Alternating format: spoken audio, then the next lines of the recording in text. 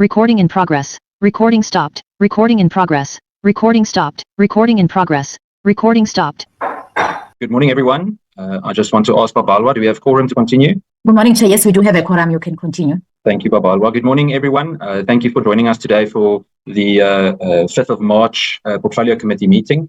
I would just like to ask whether we can move to adopt the agenda. Honourable Schikkerling. Good morning, Chairperson. Good morning to all the members on the committee. Chair, I move for the adoption of the agenda. Thank you very much. Thank you, Honourable Schikkerling. Can I have a second to that, please? I'll second that. Thank you. Thank you, Honourable Kola Barnard. We then adopt the agenda as is. Babalwa, are there any apologies? I didn't get the apologies for today's meeting, Chair. 100%. Thank you, Babalwa. We then go ahead without any apologies. I would like to then move to brief opening remarks before we start with today. Just in terms of the agenda, as we've adopted it, we first have the adoption of minutes from the previous meeting. And we've got a briefing with regards to SAPS and issues within the CI environment, political killings task team, amongst others, and then also with regards to the VIP protection unit. I've skipped one or two matters now, but you'll see they are all listed on the agenda. Just in terms of a very brief opening, apart from welcoming, which will obviously I always repeated that you're all very welcome to the committee. The purpose of today is specifically to address certain concerns with regards to so-called instability in crime intelligence or in that environment, and also then lastly the disciplinary process of the VIP protection officers. You remember the incident next to the N1. It's almost 2 years now, just over 2 years when the incident happened.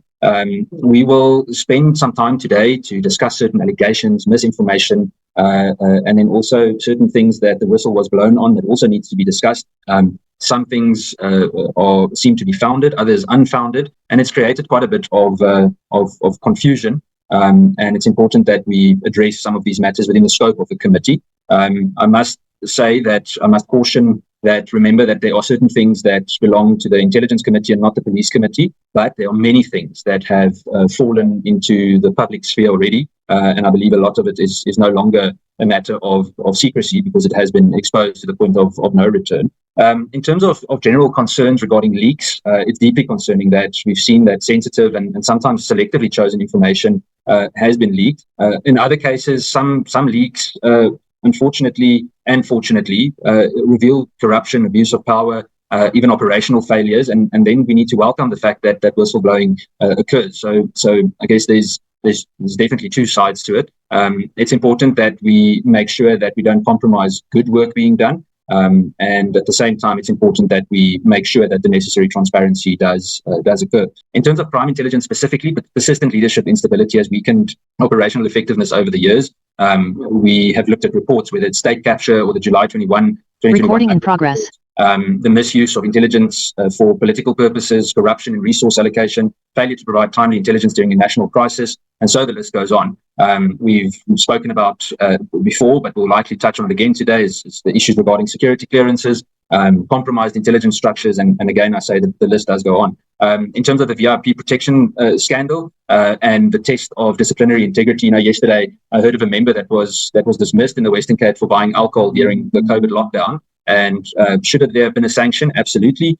Should have been dismissal? We can debate that. But then I compare it to the matter like the N1 assault, where these members are still essentially on the payroll of SAPS. And it seems that they can just drag out the process for as long as they want. And we expect to see a much, much firmer, but also a faster stance against these types of transgressions. In terms of success, I must say that over the last 2-3 weeks, there have been incredible successes that must be mentioned. I'd like to start with the human trafficking bust by the Hawks just a short while ago, where 4 suspects were arrested. And there was another success in East London where a drug mule was apprehended with 6,000 ecstasy tablets worth over 700,000 rand. In Richards Bay, there was a whole cross-border operation where over 450,000 rands worth of dagga was seized. And then one that really stood out to me, especially with the massive issue regarding gang violence in and around Cape Town, was the large armed seizure that was an intelligence-led operation. I know, and I read some of the reports that it was an anti-gang unit-led operation, but that is not accurate. It was a tremendously well done intelligence-led operation, and it shows you what can be done. Over 20 firearms were seized, including AK-47s, and I believe this can play a significant role if we see more of this to push back against the organised crime world, not only in Cape Town, but obviously the rest of South Africa, because the whole country is really struggling with violent crime. In conclusion, today's session is a chance to bring clarity, accountability, and solutions. We have to make sure that we've got a strong crime intelligence capacity. We have to fix the disciplinary inefficiencies and support the good officers that do the right work. And we must cut through the noise. We need to make sure that we sort out issues in order for us to be constructive in the future. And also in terms of allegations that have substance, we must make sure that they are not only clarified but properly investigated. So I would like to encourage everyone for a positive and a constructive session today. Even though we engage critically, I know Dean Bushielo always says that sometimes it is a robust discussion, the way she describes it, but it's important that even though critical, it must be constructive. I hope it will then lead to real change. Colleagues, I'm going to move to the first point on the agenda, which is the adoption of minutes from the 26th of February. Babalwa, would you mind adding it or showing it on the screen? Honorable Skhosana, I see your hand is up. Chair, good morning. I'm sorry, I've got this flu. I just wanted to find out you spoke about the intelligence. I didn't want to forget. That's why I've raised my hand, my thousand apologies. When you say some matters of intelligence, are you saying perhaps that we can't discuss them here? When you say intelligence, you're talking about crime intelligence, or are you talking about SSA matters? Thank you, Chair. Thank you, Honorable Skhosana. No, it's specifically crime intelligence related matters, but remember there are parts of that, like secret funds, for example, that would go to that specific committee. Nothing regarding military intelligence or SSA related matters will be discussed here. It's specifically relating to crime intelligence matters, especially those issues that have been made public already and that have been leaked or exposed. Back to the agenda. May we move to adopt the agenda? Everyone has received it via email as well. I move. Thank you, Honorable Kalabana. Can I have a second to that? Honorable Skhosana, has your hand up for the agenda or for the previous question? Honorable Schikkeling? It was a legacy, sorry. It was a legacy head, Chair. No worries, Honorable Skhosana. Thanks, Honorable Schikkeling. Noted. Thank you, Chair. Honorable Skhosana, I hope you feel better soon. I should have said earlier. I hope you feel better. I see we have also a new member that joined us today, Honorable Shongwe. Just welcome to you as well. Sorry, I missed it earlier. Just wanted to specifically welcome you as well. Colleagues, I'm then going to start with the first presentation. I'd like to hand over to Police Minister Mkhunu for maybe some brief remarks before we kick off, Minister, and then for the coordination of presentation and feedback by the South African Police Service. You're muted, Minister. You're still muted. Sorry, Minister. Oh, sorry. I thought it was load shedding. No, good morning to you, Chair. Good morning to the Deputy Ministers, and good morning to the members of the Portfolio Committee. My greetings also to the National Commissioner and team on the SAPS side. Firstly, that there is a presentation that South African Police Service prepared, which the National Commissioner will present, almost covering all the matters identified on the agenda, indicating progress where there is progress, indicating challenges where there are challenges, and other relevant matters. What we will do after the presentation by National Commissioner will be to give some specific highlights where we deem necessary to highlight a number of things and what we are doing about those challenges highlighted, as it were, so that the report covers all aspects. I must, having said this, I must start also, or right from the beginning, that where you indicate that there is instability and there are challenges and so on, we do want to say there is a perception of instability, and it arises from a situation which, or situations that will be highlighted here, but that includes a number of cases that are ongoing and others for quite some time, which isn't a symbol of stability, but we will deal with that. But for now, we just want to say that there are challenges and they are being dealt with, as we would highlight. We will therefore just select a number of aspects of the report as highlighted by yourself on the agenda, where we will elaborate and clarify after the report has been given. One of the challenges that we have, which we want to indicate, is the absence, Chair, of the joint standing committee on intelligence. This is a huge setback in terms of accountability on ourselves on crime intelligence. On a few occasions now, I've spoken to the speaker about this committee and its role that is being hindered. And she continues to say it's people at SSA who are saying they are still doing profiling or some on the people who are candidates for that committee. It's now 6 months. I don't believe that profiling of people, not 100 of them, I don't know how many there are at the committee, that it should take more than 6 months as it is taking now. I suppose that there are problems there. I'm aware that sometimes these profiles or profiling take even a year. Now, you would realize the harm that it is doing to the intelligence structures in the country, including crime intelligence, almost illegally so, because on one hand, there is a flood of issues that should be discussed or processed through that committee. Now, we have to respond. Like today, there are a number of questions. Now, we have to respond in a manner that highlights this problem on one hand, but on the other. Honourable Tom. Thank you. Okay. Now, on the one hand, you give a perception to Parliament that you can't be accountable or you don't want to be accountable. In other words, that you are hiding certain things which you shouldn't hide, but it's a manner in which matters have to be processed. There are things that are difficult to just put in the National Assembly without proper processing, because it's the nature of those things that need to be processed. But this continued absence of the Joint Standing Committee on Intelligence is really untenable now. And maybe in the afternoon we should visit the Speaker to put pressure so that SSA can deliver on this, and so that we normalize matters. Having said this, I would suggest that we allow the National Commissioner General Masimula to make the presentation, as said, and then we will ask for the opportunity to deal with some specific matters that we should deal with, and indicate as well what is to be done and or what is being done clearly on those, because we can't sit with the strings of problems for over a year and so on. So thank you very much, Chair, for that opportunity. Thank you, Minister. 100% thank you. General Masemola, please go ahead. Good morning, Honourable Chairperson and Honourable members, the Minister of Police, the PT Ministers, the platform. Good morning. And from my side, Honourable Chairperson, just in the opening remarks, I'm going to allow Lt-Gen General Khumalo, Divisional Commissioner of Crime Intelligence, to take us through the presentation of the so-called instability in the crime intelligence. But from the onset, Honourable Chair, let me say here, as South African Police Service, you have seen, we opened the transnational organized crime strategy at the beginning of this week.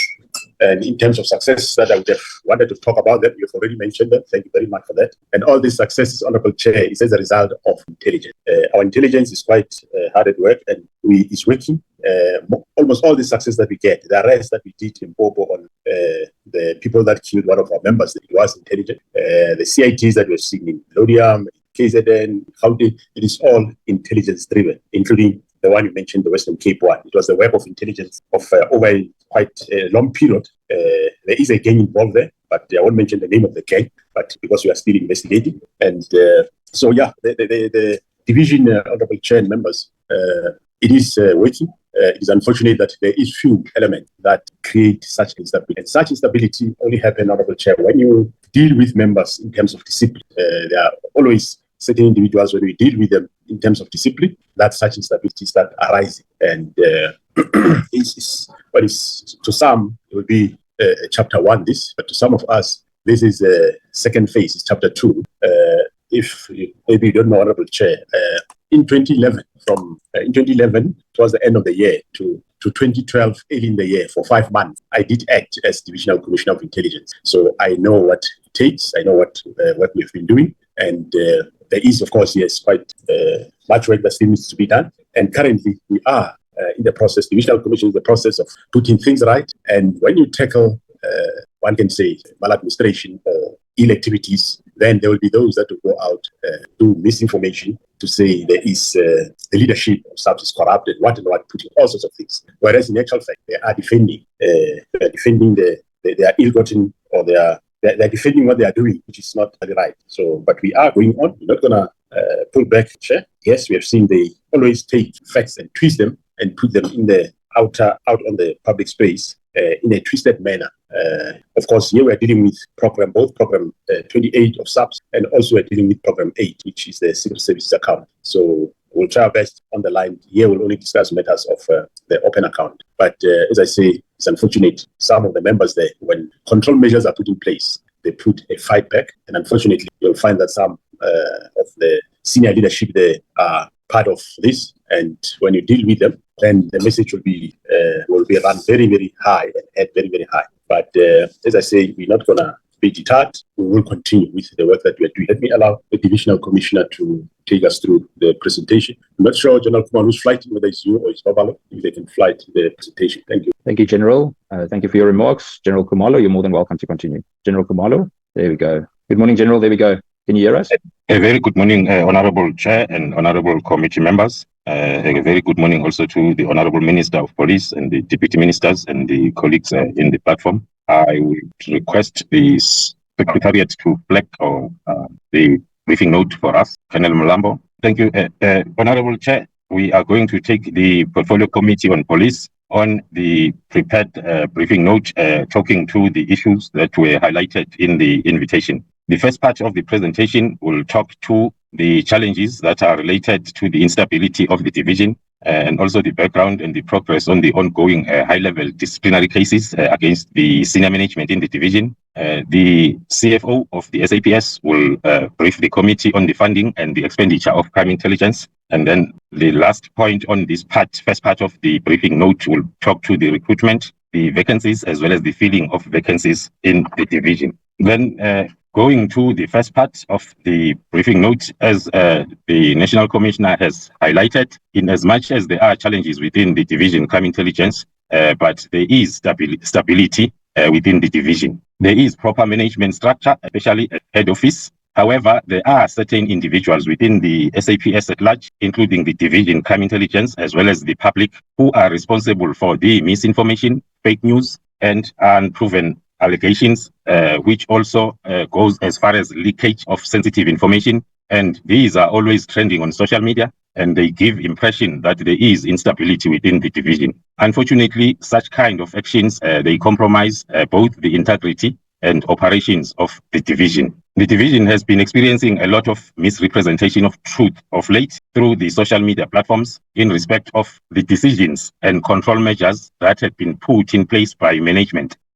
The misrepresentation, according to our analysis, is a strategy of pushback by those that were and are still unlawfully benefiting from those issues that has been identified as mismanagement within the division. It is also looked at as a demonstration of being against those decisions that management takes, and also the control measures that are put in place. Of course, then that will be portrayed as instability by the very same people that are affected and will want to keep the status quo. The SAPS crime intelligence was weakened over years, and allegations of unlawful activities has been widely reported. The attempts were put in place to revive the division several times, but then were met with resistance because of those that are unlawfully benefiting. Of course, they will not support those changes put in place. Touching on some of the commission reports that the chairperson also touched on the opening remarks. The first one, as evident of the current challenges faced by the division, the report of the expert panel into July 2021 civil unrest, which pointed to the significant intelligence failure to anticipate, prevent, and disrupt the planned violence. With the recommendations like this, the stability at the top and lack of technological capability within the environment were highlighted as crucial points to be attended to. The other point was the absence of the national early warning capability, which needed then to be established to ensure the timeless sharing of intelligence and early warnings. Touching on the progress made so far from those recommendations, there is stability at the top as there are various appointments that have been made, including that of the divisional commissioner, the component head secret service account, as well as the component head of intelligence analysis center. The division has improved its technological capability, firstly by acquiring the certificate of exemption, which allowed us then to be able to deploy all our listed equipment, which gives us more capacity in tracing and monitoring identified criminals as well as persons of interest. The other intervention that is still ongoing is the social media monitoring capability, that is being acquired, especially the tool, as well as the appointment of the social media monitoring specialist. Both the processes are at the advanced stage. Also, based on the recommendations, the division established 24-hour intelligence centers at district, provincial and national levels, which are utilized to ensure proper coordination and dissemination of information. And also, we issue daily early warning reports to the SAPS operational environments that are coordinated at district, provincial and national operational centers. Also, we are now issuing or contributing to the NICOC with our weekly stability report, which informs then a weekly intelligence report for the intelligence community at large. And then touching on the second report of the Judicial Commission of Inquiry into the State Capture, which also investigated the allegations of corruption and theft of public funds in the division. The evidence revealed a massive corruption, mismanagement and theft of public funds. Amongst others, the 5 issues were included, which is the unauthorized and unlawful usage of state vehicles by members that are outside the division crime intelligence and by the senior management members within the division. Also, the point that was highlighted in the state capture report, it's the irregular employment of 250 members who are relatives of senior officers within the division. Also, the renting of properties owned by members or former members of SAPS to the state. The abuse of informal rewards and remuneration, as well as the consequence management that was not implemented, especially at senior level. Then moving on to the progress so far on the issues that were highlighted or are highlighted in the state capture report.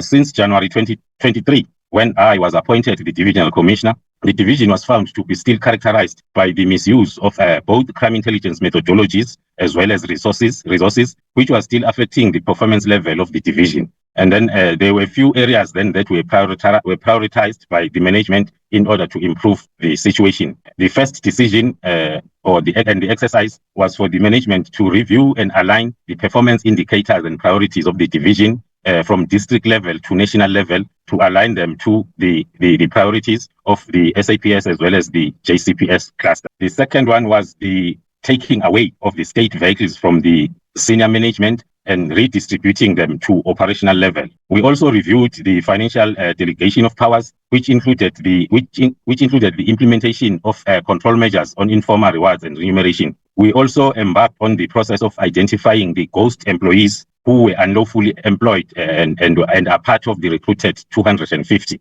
And we also implemented and we are still enforcing consequence management at senior management level. Of course, Honorable Chair, these decisions were not supported by some in the senior management, which made it difficult then to implement and achieve the desired results, which also resulted then in the misinformation through the media after each and every one of those decisions were implemented. On the next slide, we are going to look at some of those misinformation and fake news that were spread after each and every one of those decisions were taken. Looking at the first one that talked to the review and alignment of performance indicators, it needed us to identify and recruit capable senior officers through transfers and promotions in order to implement these new performance indicators. We had to embark on a recruitment process.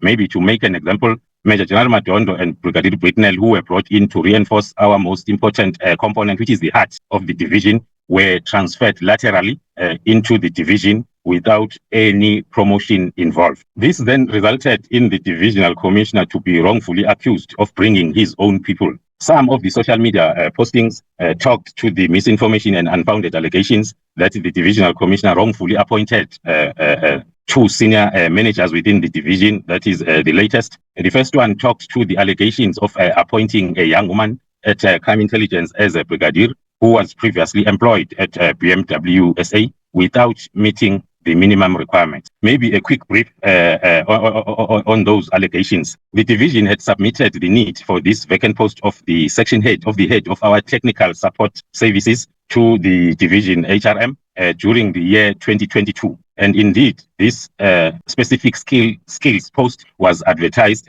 internally within the SAPS during February 2023. And then after the panel had set and evaluated all the applications, the panel came to the decision to withdraw the post as there were no suitable candidates who met the minimum requirements of a technical expert and not an experienced crime intelligence collector. The post then was advertised externally during April with the minimum requirements of a relevant diploma or degree, managerial experience in the field of the post. The applications were received through the division Human Resource Management of the SAPS, where they were screened and thereafter processed towards the division. After then the interview process, a recommendation was submitted to the Divisional Commissioner, Human Resource Management, for moderation, which then was done. And the moderating committee consisted of senior managers, excluding the Divisional Commissioner in the SAPS, led by Lt-Gen General Mkhwanazi. There was also General Kamane, General Jacobs, General Timpane, CFO, Deputy National Commissioner Msigiri, who recommended the said candidate. And it was then approved by the National Commissioner. The division received the approval from the moderating committee during September 2024. And then touching on maybe the qualifications and experience that were considered during the selection process. The successful candidate that was appointed has a national senior certificate, a national diploma in mechatronics engineering, the BTech in industrial engineering, and currently she is finalizing or completing her MBA in business administration. She also has certificates in project management, also in the Nhlanhla Public Service Pre-Entry Program, as well as leadership training program. When we come to experience, the candidate had 7 years experience in the middle management and supervisory level within the specialist role of fastening and planning, earning around 1.1 million per annum, which is between the salary scale of a colonel and a brigadier in the SAPS. Then the duties that were considered that were performed by the senior manager before the appointment, she was managing a team of 15 technicians and artisans, overseeing the calibration and maintenance at the lab workshop, also conducting safety and process audits, preparing and managing maintenance budget, performing the resource planning for as well as the analysis maintenance data, as well as market. She was previously also a marketing executive in the Tshwane University of Technology, as well as a mechatronics assistant at the same BMW for a year. So the above qualification and experience qualified this candidate in terms of the minimum requirements of the post as advertised. She also has a valid driver's license, which was issued for the first time in 2014 and continuously renewed. Upon her appointment, she applied for security clearance. Sorry for that, Chair. She applied for security clearance as required, and the vetting process is underway. Lastly, it is not true that the successful candidate is related to one of the senior managers in the division, Major General Nhlanhla. Then maybe touching also briefly now on the other appointment that was also then spread throughout the social media with the allegations of appointing another new brigadier who was also not meeting the requirement. She was said to be possessing only a matric certificate. The division has submitted then the advertisement of this post externally during April 2024 with the minimum requirements of a 3-year diploma or degree and 3-year managerial experience. The applications by the candidate were submitted as it's a norm through the HRM division of the SAPS, where all the applications were screened and thereafter sent to the division for further processing. After the interview process, a recommendation was submitted also to the Divisional Commissioner for HRM for moderation. And then after moderation, the approval then was sent back to the division at the end of September. The successful candidate, which was said to be possessing only a matric certificate, is indeed having a matric certificate, a national senior certificate, plus the bachelor's degree in public management and administration, industrial psychology, the honors degree in development and management, and currently studying for master's degree. Then moving on, a brief also on the certificates, additional certificates or qualifications possessed by the successful candidate, has a certificate in strategic management, operations management, also a Nhlanhla Public Service SMS pre-entry program, project management, advanced management development program, introduction to strategic planning and management, and also a program in disaster risk management, the community planning and development training. In terms of experience, the candidate prior to the appointment was already at a deputy director level, which is a colonel in the SAPS, within IPIT, in charge of monitoring and evaluation, strategic planning, monitoring, evaluation, and reporting. She previously also worked at the Department of Public Works and Infrastructure in the Office of the Executive Manager, also in the Department of Higher Education and Training as an Assistant Director, and also at IPIT as an Assistant Director of Monitoring and Evaluation, and also at Department of Social Development. The above qualifications and experience qualified this candidate in terms of the minimum requirements of the advertised post. She also has a valid driver's license, and prior to her appointment, she possessed a valid top secret clearance that was issued by State Security, which was valid from year 2024 until 2029. The successful candidate was appointed the section head of intelligence planning and monitoring within the division. And then a short brief then on other unproven allegations as well as misinformation that are talking to the decisions that were taken by the division. The second one is the taking away of state vehicles from senior management and redistributing those vehicles to operational level. There were media articles that were talking about crime intelligence vehicles that are collecting dust and not allocated to members soon after that decision was taken. And then also the third one was the review of the financial delegation of powers, including the implementation of control measures on the informal rewards and remuneration. After the divisional directive that is aligned to the reviewed DOP that talked to the reviewed powers for the approval of the informal rewards and remuneration, there are still continuous misinformation about the informers being paid 3,000 rands only, which is talking to the delegated powers at a lower level. Then the next one is the identification of ghost employees who were unlawfully employed. The process is still ongoing, but then there are continuous accusations that are talking to the management intentionally incapacitating the division by then unearthing those ghost employees and taking them through the necessary processes then within the SAPS. Then lastly, it was the decision that is talking to the implementation and enforcement of consequence management at senior level of the SAPS. As and when then these processes are initiated, there will always be claims of victimization, claims of projected disclosures, claims of being whistleblowers, and also booking of sick for an extended time by the respective senior employees, which then delays the whole disciplinary process. That will take us through then the brief on the progress on these disciplinary cases against senior management within the division. The first one then, a general, is having 3 disciplinary cases that has been all referred to the Triple SBC for pre-dismissal, which has been then dragging up to date. The second one, General Dio, for the failure to report the loss of firearm and defeating the ends of justice. That matter then has since been finalized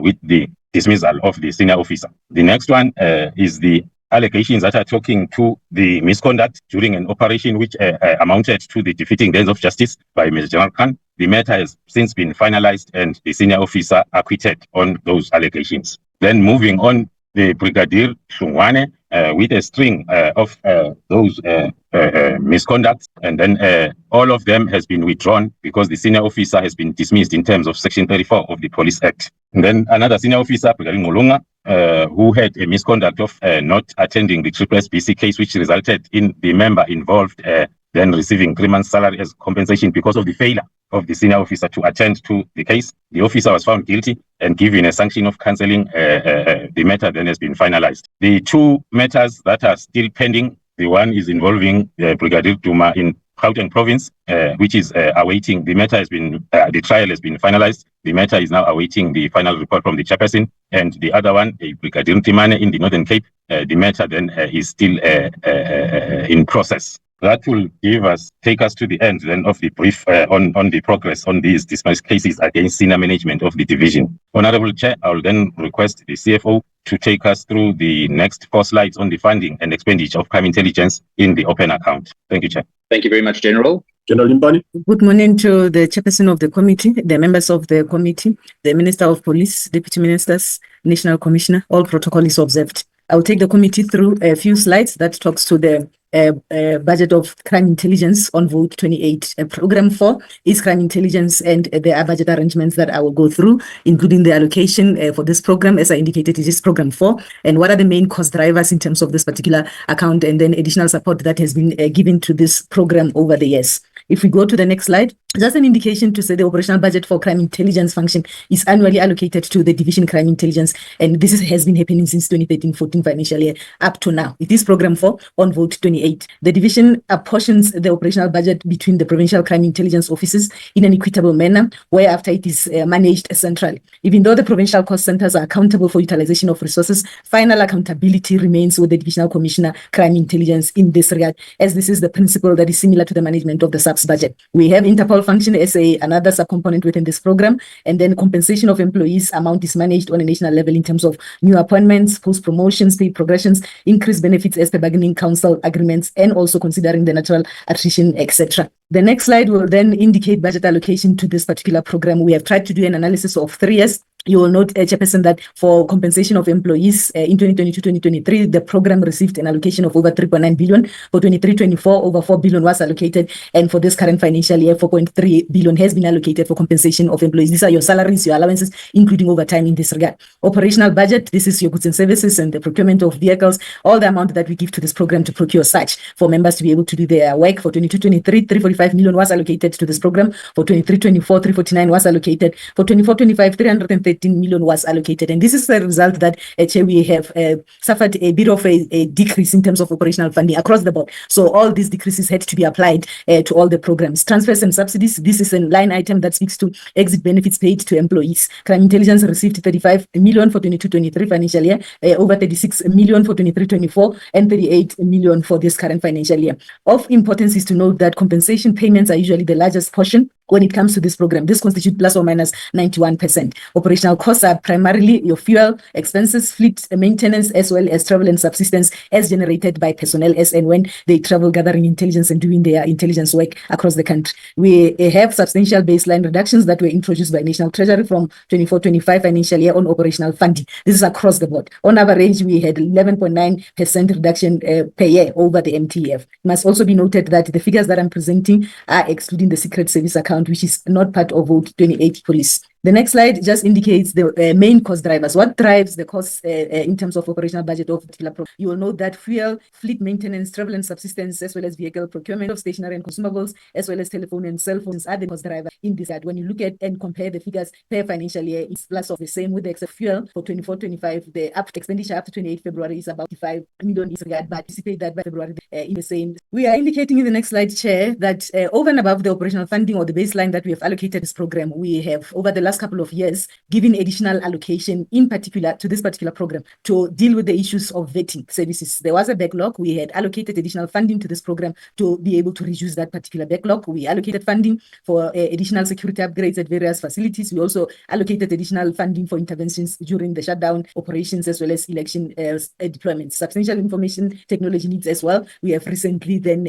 revisited and allocated a bit of extra support for the program to be able to then function in this regard. Thank you, Chair. Those are the few slides that talks to what lies within program 4 on the open budget, which is Vote 28 police. Thank you, Chair. I will pause here. Thank you for the opportunity. Thank you, Honorable Chair. And then moving on with the briefing, going to the recruitment and vacancies and the filling of such vacancies as part of the capacitation of the division. We will give this brief in terms of the financial years, starting with the financial year 2022-2023. Where we filled 13 posts at senior management level, including that one of the divisional commissioner, the component head secret service account, the section heads of internal audit, commercial, financial and cyber crime intelligence, the head of national security, the head of Interpol, the head of multi-dimensional and organized crime, as well as the head of counter narcotics. At provincial level during 2022-2023, we filled the post of provincial head crime intelligence in the Northern Cape, as well as the section heads of cluster coordination and overt operations in Free State, KwaZulu-Natal, Limpopo, and Northwest. And then during the same financial year, the other projects for the levels, level 1 to 12,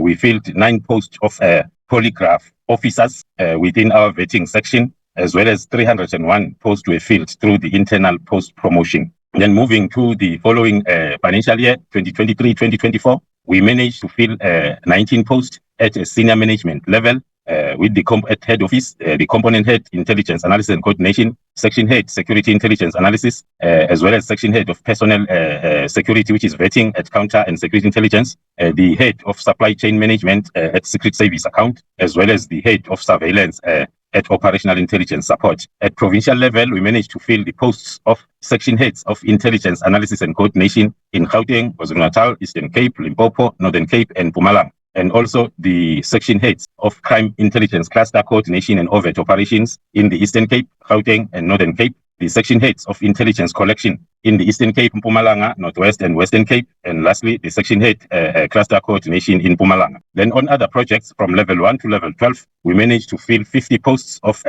general workers, as well as 49 security officers, and also 159 posts were filled through the internal post promotion, as well as 600 posts were filled through the project 10,000 recruitment of the SAPS. And then during the financial year 24-25, the current one, we managed to fill the post of the section head technical support services, as well as section head intelligence planning and monitoring, those two posts that I briefed the committee on at length at the beginning of this presentation. And the other projects for the current financial year were the 160 posts that were filled, more especially concentrating at military management from the level of lieutenant colonel to colonel through the internal post promotion. And then the next are the posts that were also advertised during the previous financial year, 2023-2024, 6 posts at senior management level, which is the component head of counter and security intelligence at head office level, as well as the section head of agent management program and undercover projects at head office. At provincial level, the provincial heads of Eastern Cape, Northwest, Western Cape, and KwaZulu-Natal, and those posts are currently on hold. And then on other projects from level 1 to 12, we had advertised laterally 20 posts, administration posts, and also we advertised 40 posts for re-enlistments, as well as these 12 posts of social media monitoring specialists that is also currently on hold, as well as 100 posts from the SAPS project 10,000 recruitment drive. And then the current vacant posts that are not advertised yet are 4. The first one being the component head at national level of intelligence collection, the section head of commercial, financial, and cyber crime intelligence, the section head of financial management and administration at the Secret Service account. At provincial level is the section head of cluster coordination and overt operation in the Eastern Cape. The other projects that are lined up for the financial year are the external advertisement of the posts that could not be filled on the previous internal post-promotion advertisements for the financial year 23-24, which are 15, 24-25, which are 36, and the lateral advertisement then of the 200 members within SAPS. Then moving on the last part of this briefing, Chair will talk to the background on the investigation against Major General Khan, which has been briefly touched on the previous slides. Giving the background, this disciplinary process originates from the IPIT investigation that was conducted against Major General Khan. At the conclusion of this investigation, IPIT sent the report to the National Commissioner with recommendations of disciplinary steps to be taken against Major General Khan. That was done then in terms of Section 30 of the IPIT Act. Then the National Commissioner then, in terms of that section, is obligated to initiate disciplinary processes when complaints are referred to his office. After that, then within the division, the internal investigation was also conducted, which came to the same findings and recommendations as those of the IPIT. Then during December 2024, functionaries, which are employer representative, as well as the presiding officer, were appointed by the divisional commissioner, and then and the employee senior officer was informed then of such disciplinary process, which was going to take place or appeared then at the beginning of 2025 and later postponed to February. And as I've reported, the matter has since been finalized. Then through your guidance, Chair, to check if can we proceed with the second part of this briefing note that talks to the political killings task team. Chair. Yes, please, General. We can go ahead with that. Thank you, Chair. Moving on then to the second and the last part of this briefing note to brief the Honourable Committee on the political killings task team. We will touch on the background as well as the funding and expenditure, which will be then also given by the CFO.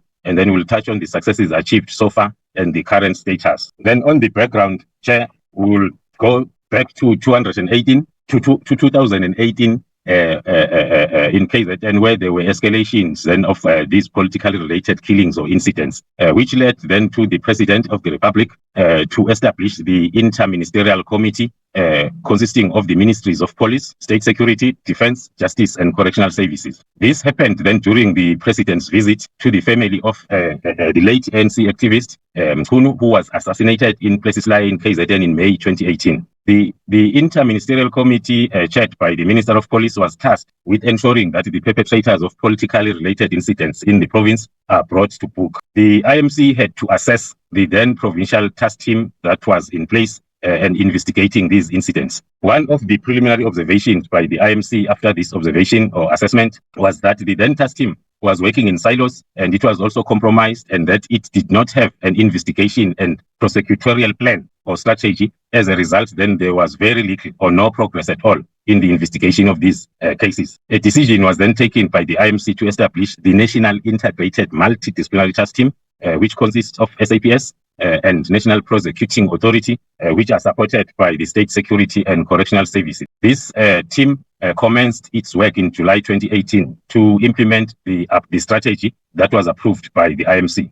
Since the inception, looking at the cases, Chair, the team is currently allocated, and it accounts for 333 dockets that are politically related, in line with the approved criteria of allocating such dockets. And they include 134 case dockets that were reported and opened since 2011 to June 2018. That was before the commencement of this task team. The breakdown of those 333 dockets are reflected with the bulk of them being murder cases at 171. On the 171 murder cases, there were 173 people that were killed, with the breakdown of 59 of them being councillors, 58 of them being political party members, 31 being political party office bearers, and 25 municipality officials. Then over and above these 333 case dockets that are not related to the mandate of the task team, but they are linked with the political killings dockets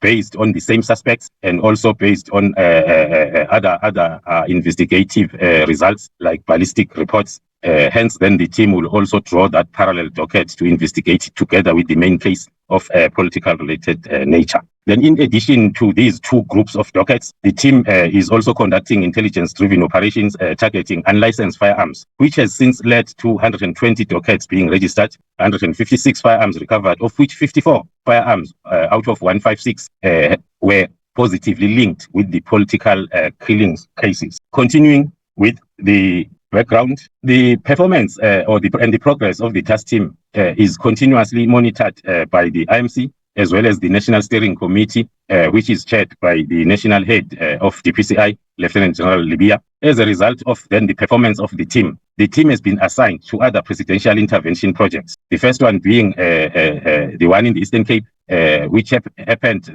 during January 2022. The Vice Chancellor of the University of Fort Hare reported to the President of the Republic regarding the killing of staff and officials within the university, of which then the investigation was moving very slow. And then the Minister of Police and the Minister of Higher Education and Justice who attended to the complaint by the Vice Chancellor, and then directed the National Commissioner to put a plan in place. Then the National Commissioner then directed that the political killings task team should take over this investigation then as of January 2023. The second extension of the mandate of the task team took place after the concerns that were raised by the House of Traditional Leaders and South African Local Government Association to the Presidency regarding the unsuccessful investigation and prosecution of cases that are involving traditional leadership in the province of KwaZulu-Natal. Once again, the National Commissioner issued a directive that the task team's mandate be extended to include the investigation of such cases in the province, effective from April last year. Then moving forward, with this brief, we'll now concentrate on the progress made with regards to these three parts of the investigation. Touching on the strategy that is implemented, that was approved by IMC and it's implemented by the task team. The task team members are made up of different disciplines and expertise from SAPS that are comprising of investigating officers, intelligence operatives, specialized uniform combat members, and many other environments that are talking to the analysis part of investigation. There are also designated firearm officers, as well as different capabilities of analysis from LCRC, ballistic, digital forensic call data, and operational analyst, all under one command. This analysis-led and prosecution-driven investigation strategy using the organized crime investigation approach, as implemented by the task team, has proven to be very effective in addressing the whole syndicate involved in organized hits, instead of only arresting hit men. At the initial stage, the team will investigate the motive in order to identify possible suspects, especially masterminds and those that will have benefited by the elimination of the deceased. And then in some cases, there are fraud and corruption cases that are opened after the identification of fraud and corruption as a motive for the killing. Hence, the team then will register those cases and then investigate them parallel or simultaneously with the political killing case. The investigation of the team will then be directed against all identified role players in a hit rather than hitmen only. Hence, then an average of 5 accused persons are arrested and charged per case. The recent example of murder and corruption is the case where an NC councillor in KZN was killed for trying to expose corruption within a particular municipality. And then a brief look at the expenditure. I will request once again through you, Honorable Chair, the CFO, to take us through the expenditure of the task team since its inception to date. Thank you, General. Chair. Thank you. We have one slide where we have indicated the expenses that were incurred since the inception of this task team. What we do, Chairperson, when we have an approved task team or a project, we put together a project code so that that particular task team or project can be recorded against that project code. And this is precisely for us to be able to monitor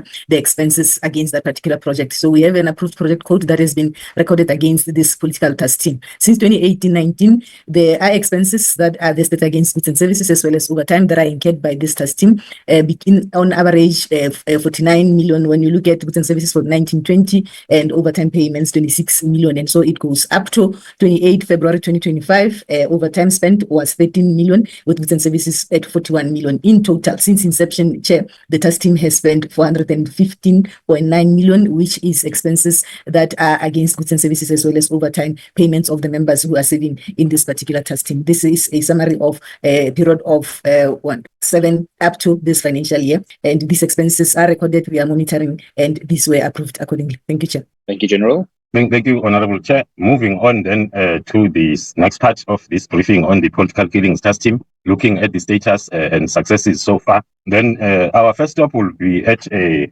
brief look at the TRA, the threat and risk assessment of the threat as it's continuously done. The first slide talks to the initial threat and risk assessment when the team was established in the province. The whole province was affected by these incidents when then the team had to sit down and plan accordingly in terms of taking these cases to court. And then on the next slide, we are looking at the threat assessment for an extended period, looking at these cases from 2011 to date. Of importance is to look at the number of cases that are, or incidents that are reported during the local government election year or period. If we can look these incidents in green, we have political related cases, which includes intimidations. In red, then it's political, it's killings only, murder. And then in 2016, the local government election year or period, we had an increase, and then which then went down a bit in the following years, and then also pick up a bit during the local government elections 2020, towards the end of 2021, which spilled over to the beginning of 2022. And then from 2023 moving forward, we see a decrease of these incidents, including murder cases. Now, a brief look at the status of all these cases in the 3 categories that I touched on during the background briefing. On 333 political related cases, so far 60 of those cases are still under investigation, with 7 that are unfounded. Mainly those are intimidations, and 4 are pending the decision of the DPP, and 60 of them are still at court. And then 11 were withdrawn and 191 has been finalized. The arrests on those 333 cases, a total of 391 persons has been charged, with 127 of them being in custody, and then 46 on bail, and then 15 have turned into state witnesses, with 18 deceased and also 82 whose charges were withdrawn against at courts. 33 found not guilty and 70 have been sentenced already. And then amongst and in addition, this 391, it is very disappointing, Honorable Chair, to flag that there are also 34 SAPS members as part of this 391 that were arrested and charged on various related charges, including being involved in the killings themselves, as well as the defeating the cause of justice on these cases. This include former Detective Sergeant Dlamini, whose case is all of a sudden making headlines. A short brief, Sergeant Dlamini has been found guilty and is awaiting his sentence together with 4 other accused persons on the same case. The sentencing will be taking place on the 31st of March 2025. And then a brief look at the arrested suspects on political related cases, the 391. 39 of them has been arrested and charged as hit orderers. In other words, people that are responsible for the heat itself.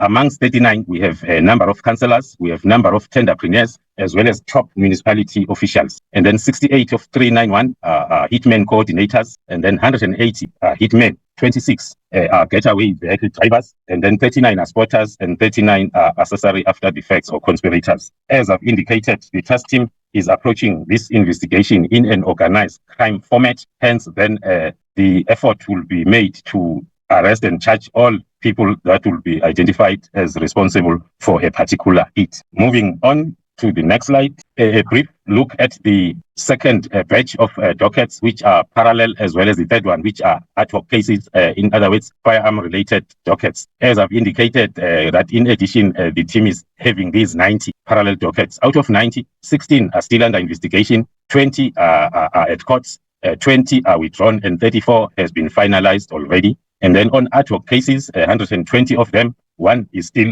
under investigation, and 4 are awaiting decision by the DPP, 17 are at courts, and 26 were withdrawn, and 72 are finalized. Moving on to the last part of the progress so far, which talks to the sentences on the accused that has been found guilty already, starting with the first part of these cases, which are political related, where I reflected that we have 70 accused that were found guilty already. 46 of them were found guilty for murder, and then with that breakdown of the rest. And then the 70 accused were found guilty on 54 cases, of which the bulk of them are murder cases, which are 31. The sentences so far are under political related dockets. There are 17 accused that were convicted or sentenced to life, and then 6 of them sentenced to more than 1 life sentences. And then 33 sentenced between 10 to 65 years, and then 16 sentenced between 1 and 9 years, and others, then especially on assault as well as intimidation,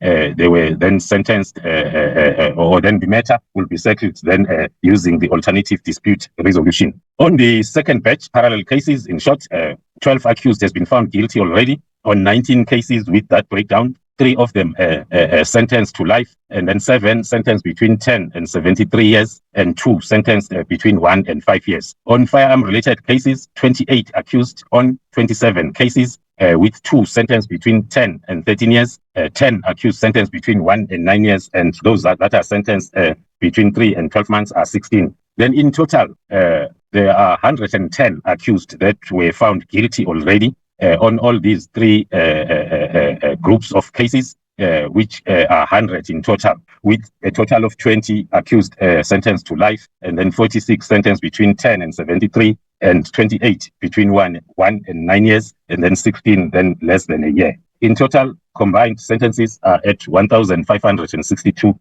years imprisonment. And then moving on, Honorable Chair, touching on the second batch of the cases where traditional leadership were targeted, which is the recent extension of the mandate as of last year. The team has been allocated 51 dockets, with 46 of them still under investigation. 2 are pending the DPP's decision and court, and 3 are at court. The suspects arrested on those cases are 8, 7 in custody, and 1 turned into a state witness. Moving to the third category, that talks to cases, can you move to the next slide? Cases then allocated to the team from the extension at the University of Fort Hare. The team was allocated a total of 18 dockets, with 2 of them being still under investigation, 1 closed as unfounded, and 14 of them are at court, and 1 is finalized already. The total number of arrested suspects in the Fort Hare wing of the task team, there are 37, with 6 in custody and 28 on bail,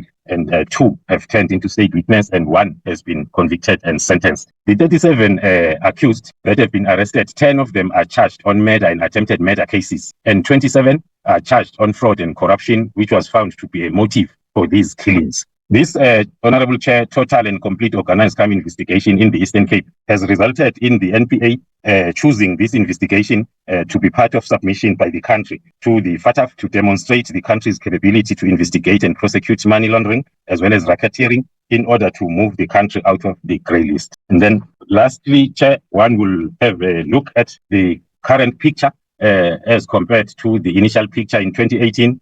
Since the implementation of this strategy, as approved by the IMC in 2018, Most of the regions in the province has stabilized. However, we need to take note of the modus operandi in this province of an increased violent crimes before, during, and after local government elections. The only region that is still showing signs of instability on these cases is eThekwini district. Lastly, Honorable Chair, I will touch on the current status of the team. The Minister of Police had issued a directive to the National Commissioner regarding the disestablishment of the National Political Killings Task Team. There were various meetings that has been held and a detailed progress report has been submitted to the Office of the Minister. The disestablishment or disbandment will take the form of a transition from National Political Killings Task Team to the component serious and violent crimes, specifically murder and robbery unit within the Division Detective and Forensic Services. This transaction will also ensure a continuity of these cases, especially those that are under investigation and those that are still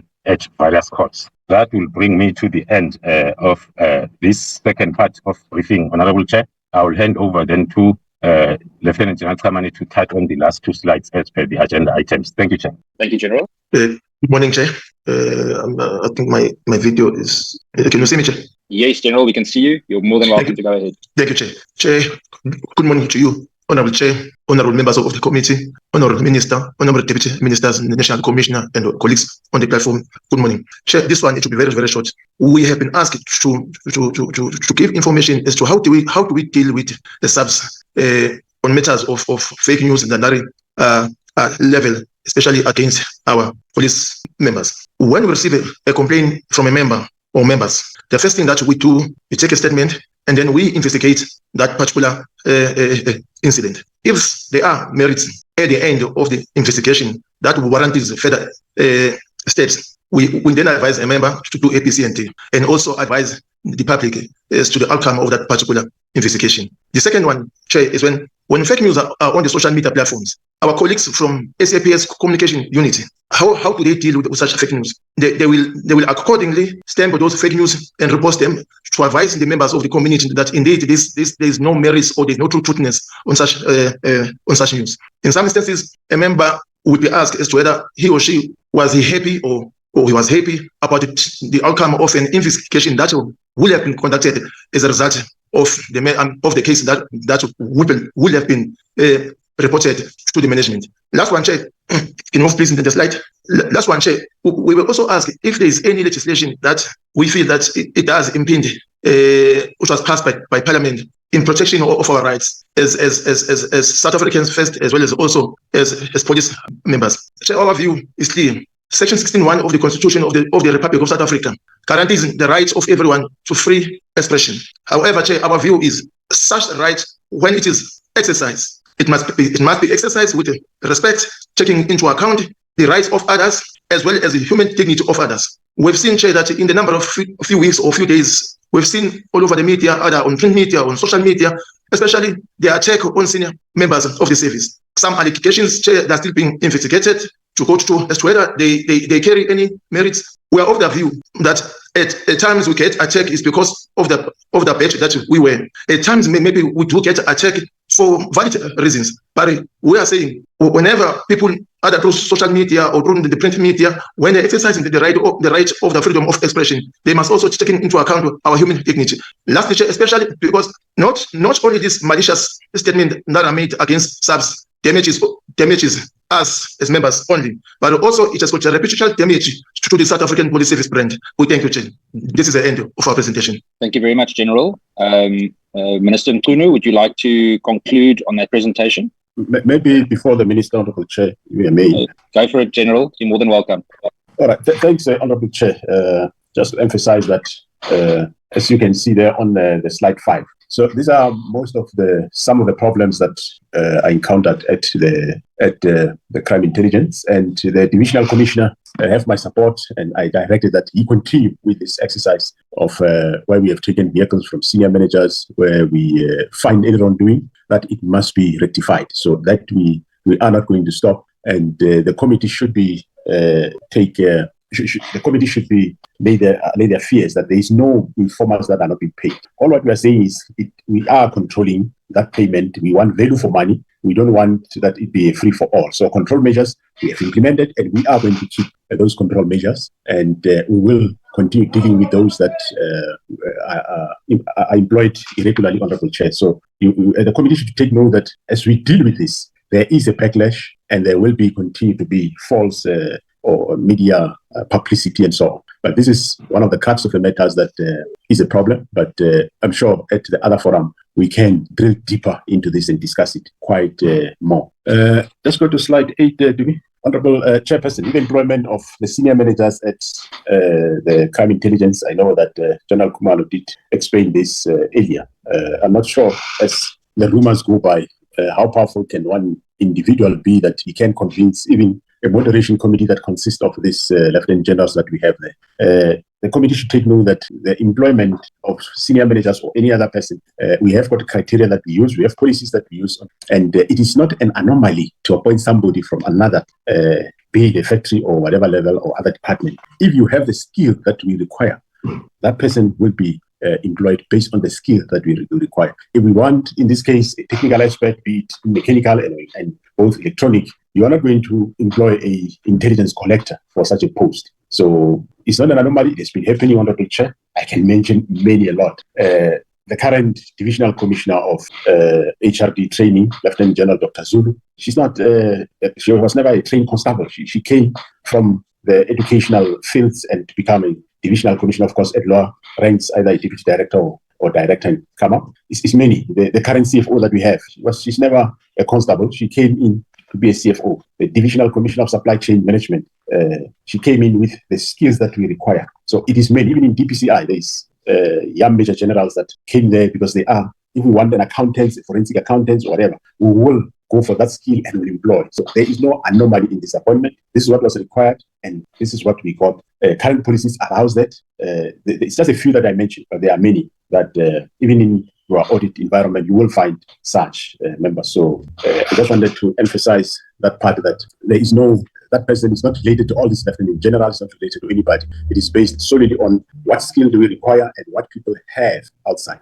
So I just wanted to allay fears and make it that very, very clear. And that, of course, during shortlisting, one will screen the people, check what is it that we have. We had previous bad experience, which we employ people that were quite controversial. So hence, even after we are shortlisting, before you go further, before you even do vetting, you do screen people that you have. That is normal with us. It's not an anomaly. Honorable Chair, then getting back, I know there are some allegations that the Provincial Commissioner of KZN took the vehicle of the whole of KwaZulu-Natal and gave the political task team. I'm sure we all have seen the budget of the political task team, where it was coming from.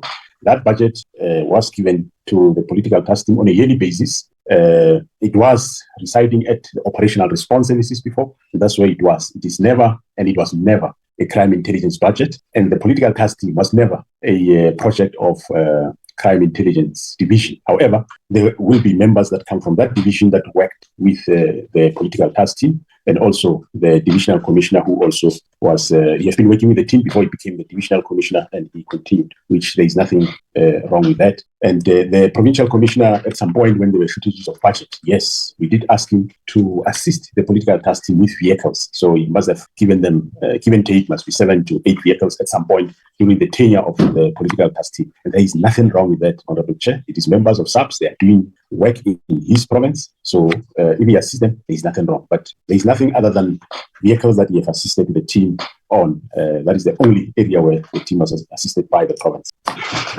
Thanks, Honorable Chair. Maybe let me hold it there. Thank you very much. Thank you, General Masemola. Minister Mkhwanazi. Thank you very much, Chair.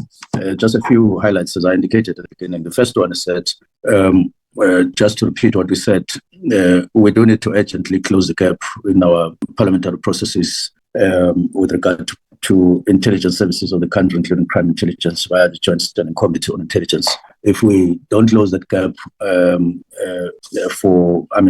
beyond this point, certainly there is going to be a lot of gaps, some of which will be illegal. There are, for instance, submissions that need to process from crime intelligence to the minister and to the committee, which are outstanding as a result of the absence of this committee.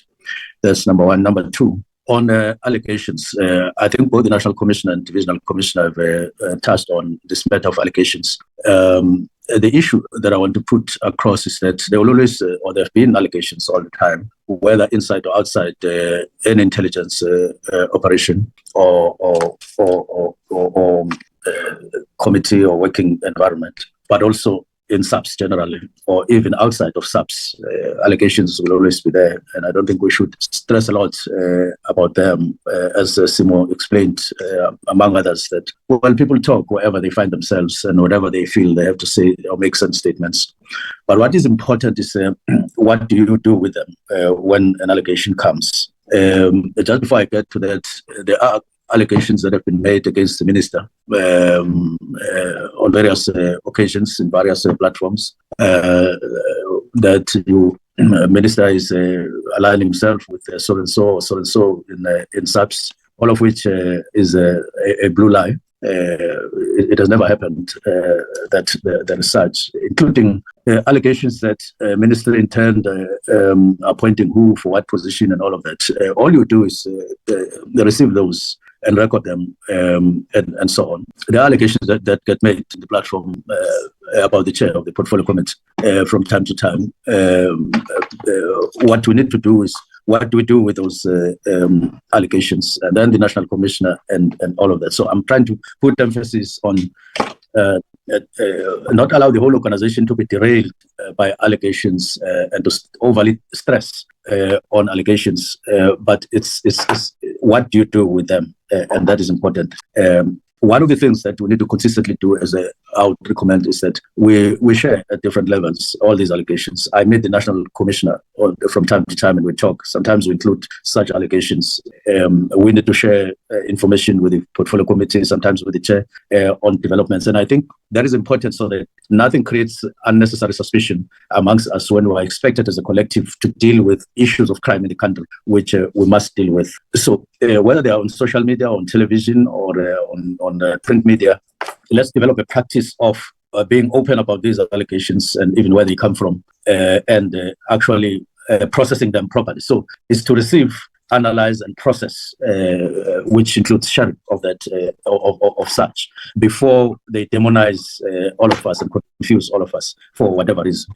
That's number one. But I must state this, that one of the people who is quite frequent in making allegations on social media regarding police, I took the initiative of referring that to Inspector General, to say, Inspector General, I frequently receive allegations from this person concerning SAPS, concerning leadership of SAPS at management level in the National Commissioner. And some of them appear quite serious when you read them and so on, but you lack verification or validity thereof.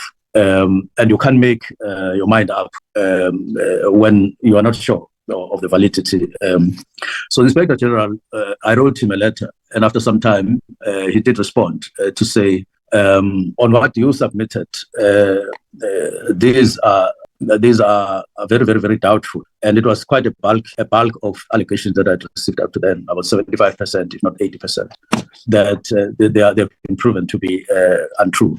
And then the remainder could be or could not be subject to investigations and so on. So you know where the kind of a person who makes allegations, after the person gets profiled and properly understood in terms of what angle is he or she anchoring themselves on allegations. There are such people in the country who just specialize on particular allegations, either against people or against institutions and so on and so on. So we need to have that kind of understanding that whenever you receive allegations from so-and-so, you more or less can expect beforehand what they are going to be about, whether helpful or not, and so on. But one of the things in processing, analyzing and processing is you won't receive an allegation and you don't read it or you don't listen to it. You will do all those, and that's part of what you need to do. And then after that, you then process properly, even against members of the portfolio committee themselves. Now, but I'm aware that at times these allegations may require legal action in terms of the people affected, and it depends on individuals that are affected, or in some cases it will be SAPS as a whole. National Commissioner take a decision that this allegation against SAPS cannot be left like that after analysis, after all of these things that I'm talking about. Legal action needs to be taken. Otherwise, there shouldn't be an open gate to the effect that any person can make any allegation about anything, about anybody, and you'll always listen and you'll always analyze without taking action to deal with such. So it becomes necessary depending on. But I'm trying to say that as an approach, I would persuade all of us that receive, analyze, apply your mind, share information. Where legal action is to be taken, I think we should be open to that, provided there's validity on that. But one thing that we can't do is to allow lies and false allegations to destroy and defocus us on the work that we need to do. That's from ourselves. Now, number three, I just want to deal with the issue of our take as ministry when it comes to recruitment. You have adverts when you deal with the recruitment. What is your advert saying? You have processes like panels, selecting, interviewing, shortlisting and interviewing, and processing outcomes. Now, these are very important stages. We can destroy the organization by always making our criteria for recruitment very flexible, overly open, and overly interpreted in different ways depending on where you stand and so on. Now, we have an outstanding meetings with National Commissioner and team to deal with these matters very soon. Let me make an example. You don't say when you advertise a diploma or a degree, because these are two different things or two different levels of qualification. It can be a degree or a diploma at any stage. And so one thing that we would be doing at the meeting would be to deal with quality of adverts so that you are precise in terms of what you want. You are not general. You can't have more than two O's when dealing with recruitment, because even in terms of fields, not just the person, but fields themselves. Are you dealing with, if you are dealing with an environment, an engineering environment, for instance, you can't generalize. If you are dealing with human resource, you've got to be precise. So those are some of the things that we'll be dealing with, because if you continue with generalizing adverts, you won't get what you want, and you will be open to criticism, and people will think or make an assumption or even actually conclude that you are not sure of what you want. So we will deal, just to you, Chair, and the Portfolio Committee, when we meet with that is management and the ministry, we will deal with those matters going to the future so that we're not vulnerable and open to criticism when maybe we didn't intend to land in that particular situation. The next one, which is the fourth, is disciplinary processes. Now, we need to be tight. That's one of the things that we have to deal with when we meet, because we'll be focusing on intelligence. We sometimes just to discipline a person takes more than a year, whether it is internal hearing, whether it is investigating, whether it is a court or whatever.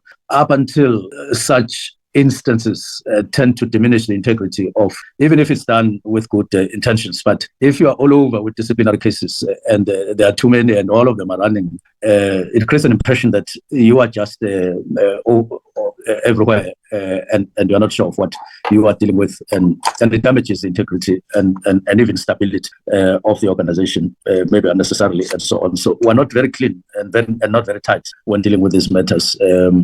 We have engaged the National Commissioner on this and the DIFCOM, even asking questions. If you take this particular action, are you sure that the desired outcome is going to be the result, and so on? Because even if you would take the matter to court, you've got to exercise a lot of your mind and not just say, do as if you are ticking a box, whether you get defeated or not, because you spend money of the public in doing such. So it shouldn't turn out to be fruitless or wasteful expenditure. We should apply our minds. I'm not saying that there hasn't been application of the mind, but there's a need to intensify this and bring more quality in terms of what steps are you taking against who, on what circumstances. And so far, there are instances where it shows that we are less than loose, we are less than tight in dealing with such. And it tends to tarnish, because the overall results, what is the outcome of all these actions in the organization? Are you building trust? Are you building credibility? Or is the other way around, and so on? Now, the next one is that the outfall of some of the allegations that are spoken about, whether social media, whether elsewhere, has been that we had a discussion in the ministry, and thereafter we came with a view that says that there are certain things that need to be investigated among, in the whole myriad of things that have been happening or happening. You don't need to zero down on this one, on that one, on that one, and investigate. And therefore, currently, as we speak, there are certain matters that are under investigation with regard to crime intelligence that are being investigated by the Inspector General of Crime Intelligence. These are matters that, whether in your opinion, the allegations are unfounded or is valid or is not valid. But as a matter of record, you need to bring closure if you want integrity of the organization to remain intact. And at the end, go out to the public and say, we came across this kind of this kind of allegation. This is what we did with it. But because if you don't do that, you leave the organization vulnerable and suspect, and even with credibility questions following it if you don't do anything. And therefore, there are some allegations following certain activities that we couldn't just sit and look at. If I could make an example, they include things like purchases of buildings and so on. Now, whether you investigate or you don't investigate those, they cause damage. They cause damage to credibility. And therefore, you say, let's subject ourselves to investigation on this matter so that there's closure in one way or the other on that particular matter. There would be, for instance, a case like Magato case in Umzumkulu, various allegations. You can just leave that and say, well, they are lying if you think they're lying, or it is true if you think it is true. You need to set certain processes in motion so that you can free yourself or yourselves after that and so on. So I'm confirming that there are certain matters that are being investigated by the Inspector General, but others are being investigated by the Hawks, and that includes a person walking up to offices of crime intelligence, picking up more than R1 million and then just walking, not even taking a car. You cannot investigate that. You can't just leave it like that, because what kind of an organization is that? Why would it operate such that it creates such vulnerability? So it's not just a matter of following who was that and then arresting or not or whatever, investigate. It's a comprehensive kind of thing that says what kind of an organization would allow such things to happen and how to manage that and so on, so that you are credible in the eyes of the public in terms of responsibilities that you are in charge of. So I'm making examples of things that are under investigation, but other allegations are also under investigation by the investigating directorate. Those matters are under investigation. Now, we're hoping that at the end of such investigations, some of the things will become much clearer, so that when we take action going forward, we know based on what allegation, what investigation, by who, what outcome, so that we are fixed in applying your mind going forward. But I must say that you have to be holistic. For instance, you've got to say, are we in terms of mandates of intelligence, crime intelligence? Are we matching? Are we tallying? Are we sure? One of the things we need to say is that National Commissioner is correct.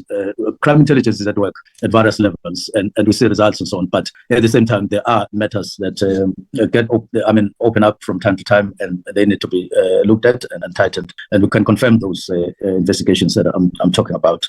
Let me then go to political killings. What General Khumalo has indicated is correct. In terms of how the team was founded and so on. But one of the things that were not clear when it was made, which I think was a little bit unfortunate, was to say what is the time frame of the team, because it's a team, it's a task team.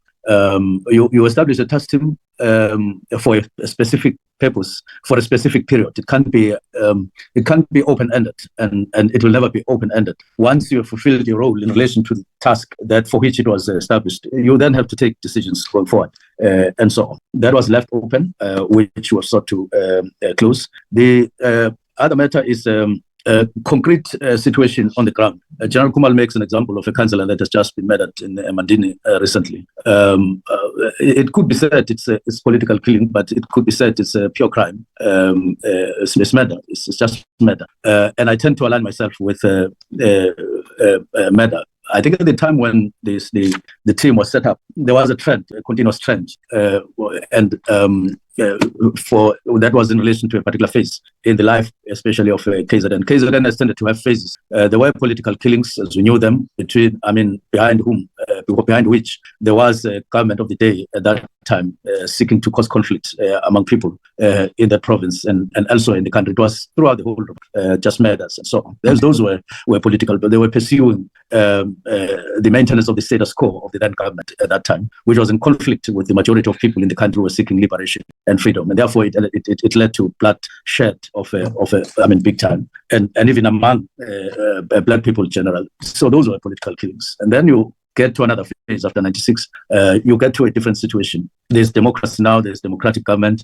but killings are happening among people. So how do you classify that? You gave it a particular description. And when that phase got phased out, which was a different phase altogether, you entered a different phase. That different phase was now more intra than interpolitical.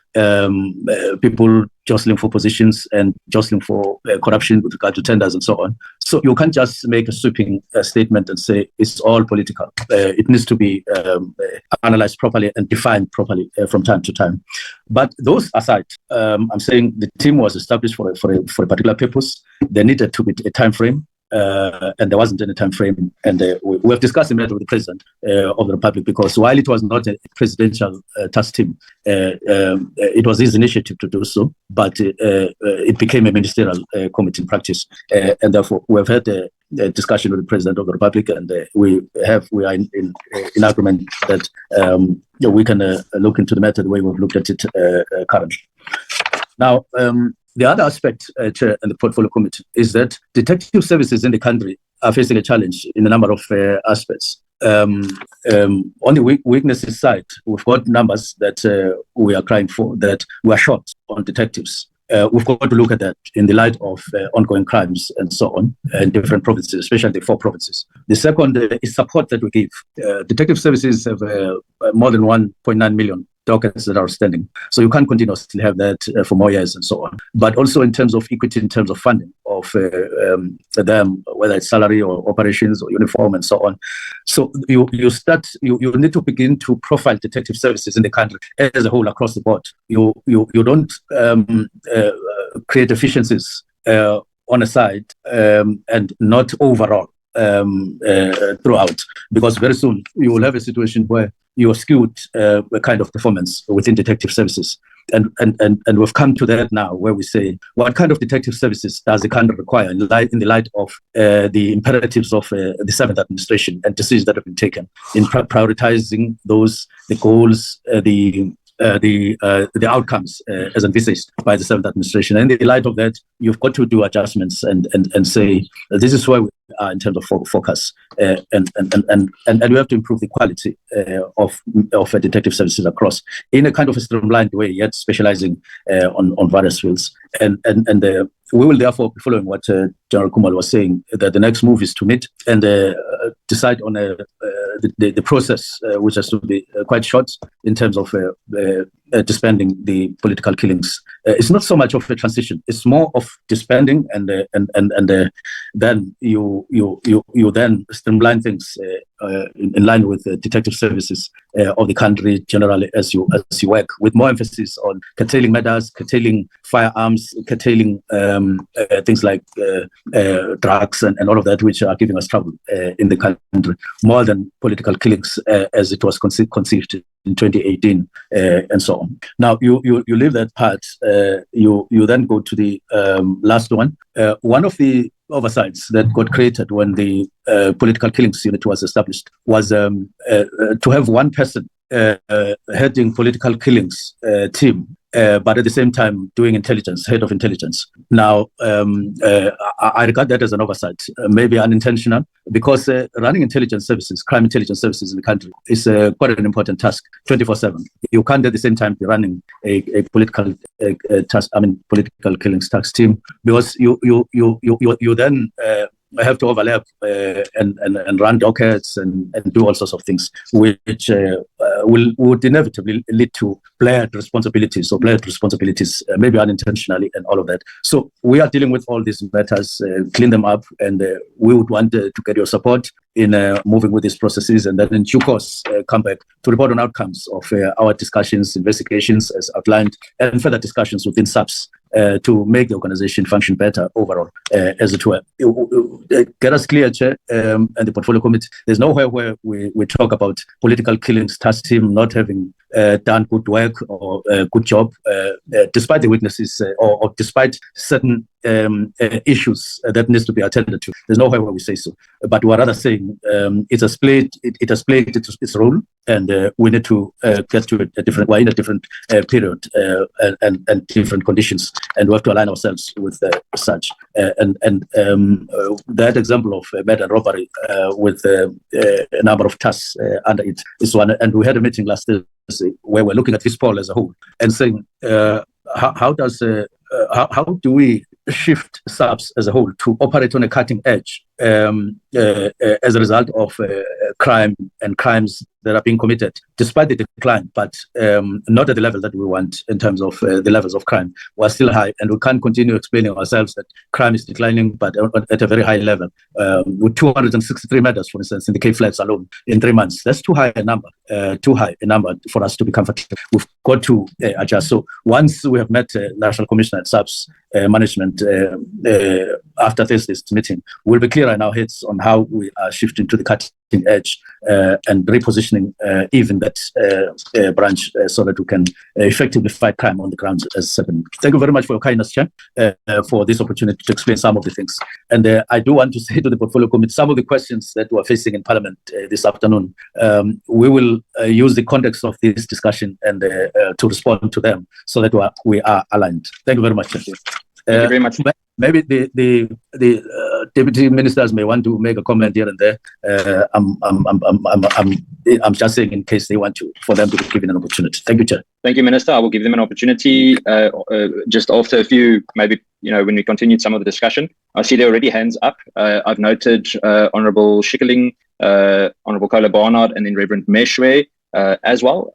I'm going to allow for 3 questions for each round of the discussion in order for us to make sure that we get to everyone and that we don't get stuck. Honourable Schikkeling, we can start with you. Please go ahead. Thank you so much, Chair, and thank you to the department for discussing this report with us. Just would like to say that even though it has been shared on this open platform, the members of this committee haven't received the report. So, I mean, I understand the confidentiality of... Sorry, Honourable Schikkeling. I can respond to that. The police did ask. The fear was that it would be leaked because of the constant issue regarding leaks, that we wouldn't be able to have a constructive discussion, and that is why, but it is available to the members and it will be shared. The simple reason was that for again to be leaked. Thank you, Chair.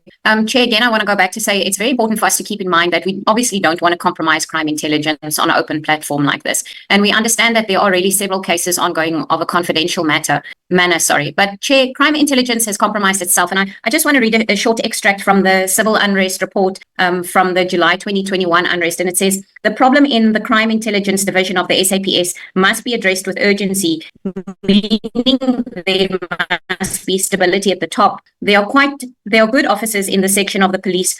And Chair, I want to go back to, that's the exact problem that we're sitting with. Crime intelligence has compromised themselves. On the 18th of November 2024, I submitted a question to the Minister of Police, and it was very clear, and I've asked about police clearance and how many high-ranking officials do not have proper police clearance, Chair. And the reply was that a total of 15 high-ranking police officers have had their applications for security clearance declined, and a further 24 have clearances that have expired. And this is a massive concern to me, Chair, because just earlier on, General Khumalo indicated, and he read it himself, that upon the appointment of the lady that became the brigadier from BMW, she applied for security clearance, which she is waiting for. Surely this must be done prior. So, Chair, I would like to know that when a high-ranking police officer's police clearance expires or whether it's declined, does this trigger an immediate investigation into the member, or what happens there? Surely crime intelligence should be aware of things like this. Chair, what steps is the SAPS taking to address the leadership instability within the crime intelligence division? Because surely this must be impacting on the effectiveness of crime prevention and investigation. We all on this platform know that there are issues that take place. We are informed as members, as community members, as members of this committee. There's no early warning reports that seem to be taking place lately because we know about things like gang violence on the flats, but it's not taken into consideration. We knew about the July 2021 unrest. It wasn't taken into consideration. A matter happened yesterday in the Disbandment municipality in the northwest yesterday where some of the workers stormed the municipality. I knew that was going to happen, Chair. There's a problem with the mayor. Surely our crime intelligence in the northwest had known about this. They obviously, they're not taking this into account. So what is happening with early warnings to crime intelligence? Are they really heeding to this? Or is it just something that people inform the police of and they don't know? Something that shocked me tremendously on this report is the budget. Budget is something that we discuss regularly and frequently in the funding, but the budget allocated to the political killings task team over those several years, over those years was a shocking amount to me, Chair. That's for 136 murders. Chair, that's 2 days of murders in South Africa, and this is over a period of several years. Does the Minister of Police and the Commissioner feel that this money was well spent? And I agree that there was good work done, but I would like to know if they think in the bigger scheme of things, it was actually spent well. And I hear what the Minister says about the task team being disbanded. I'd like to know when it disbanded in totality and what is the date of that. And then, Chair, the current leadership structure in crime intelligence, really, there seems to be a problem with accountability in themselves and then other members. Can I please find out what is the leadership structure and how do they ensure accountability and that is clear direction for their members? Because it is really concerning, Chair. I asked a follow-up question about the security clearance certificates, and that was question 1746. And I've asked a follow-up question which hasn't been answered yet, and that was sent at the end of January already, Chair, to be exact, on the 29th of January, which I'm still waiting for an answer from the Minister of Police. And I think while we're sitting with members in crime intelligence and high-ranking officers in the police that do not have proper clearance certificates, Chairperson, I don't think that we're actually winning the fight against crime intelligence and against crime in South Africa as what we should be. Thank you very much. Thank you, Honourable Schikkeling. Honourable Kolobana, just before you begin, I've noted Honourable Bloze and Honourable Skosana after Reverend Meshwe.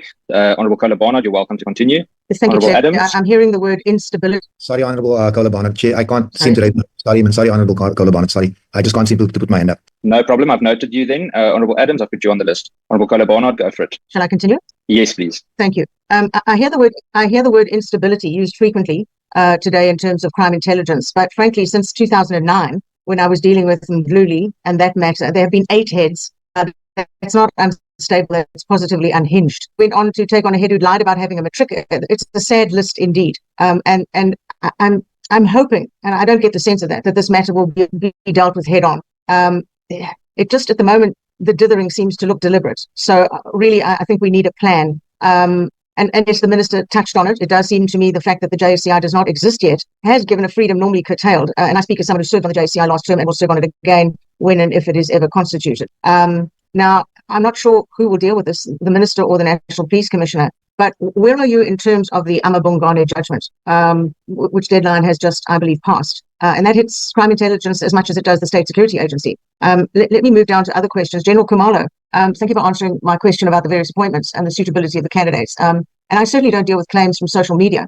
A great deal of the information coming is from the SAPS members themselves, and that speaks to a very low morale on the part of the staff. So that's something that has to be dealt with internally. And you know, I've been involved with the SAPS since way back when, and that has always been the case. The more agitated the members get, the bigger the number of leaks, and that goes for virtually every entity in the State Security Agency. And General Khumalo, you brushed aside social media reports as fake news, but then said that after the report on the vehicles gathering dust, they were distributed. So what about this was actually fake, the social media report or the distribution as a result of the report? And I suppose for my third one, my information is in terms of the task team, that in many areas of KZN, the SAPS have seen funds, they believe, steered away from, for example, providing food for detainees, patrol vehicles to the task team. It's even claimed that the King's bodyguards can no longer travel because the funds for their petrol are gone. And is it true that the vehicles that were meant for the King were given by the Provincial Commissioner to the task team? Having purchased 5 BMWs, only 2 were given to the King and 3 sent to the task team. Please confirm, deny, explain. Thank you. Thank you, Honourable Kolobana. Honourable Reverend Meshwe. Thank you, Chairperson. My first question has to do with the Secret Service account.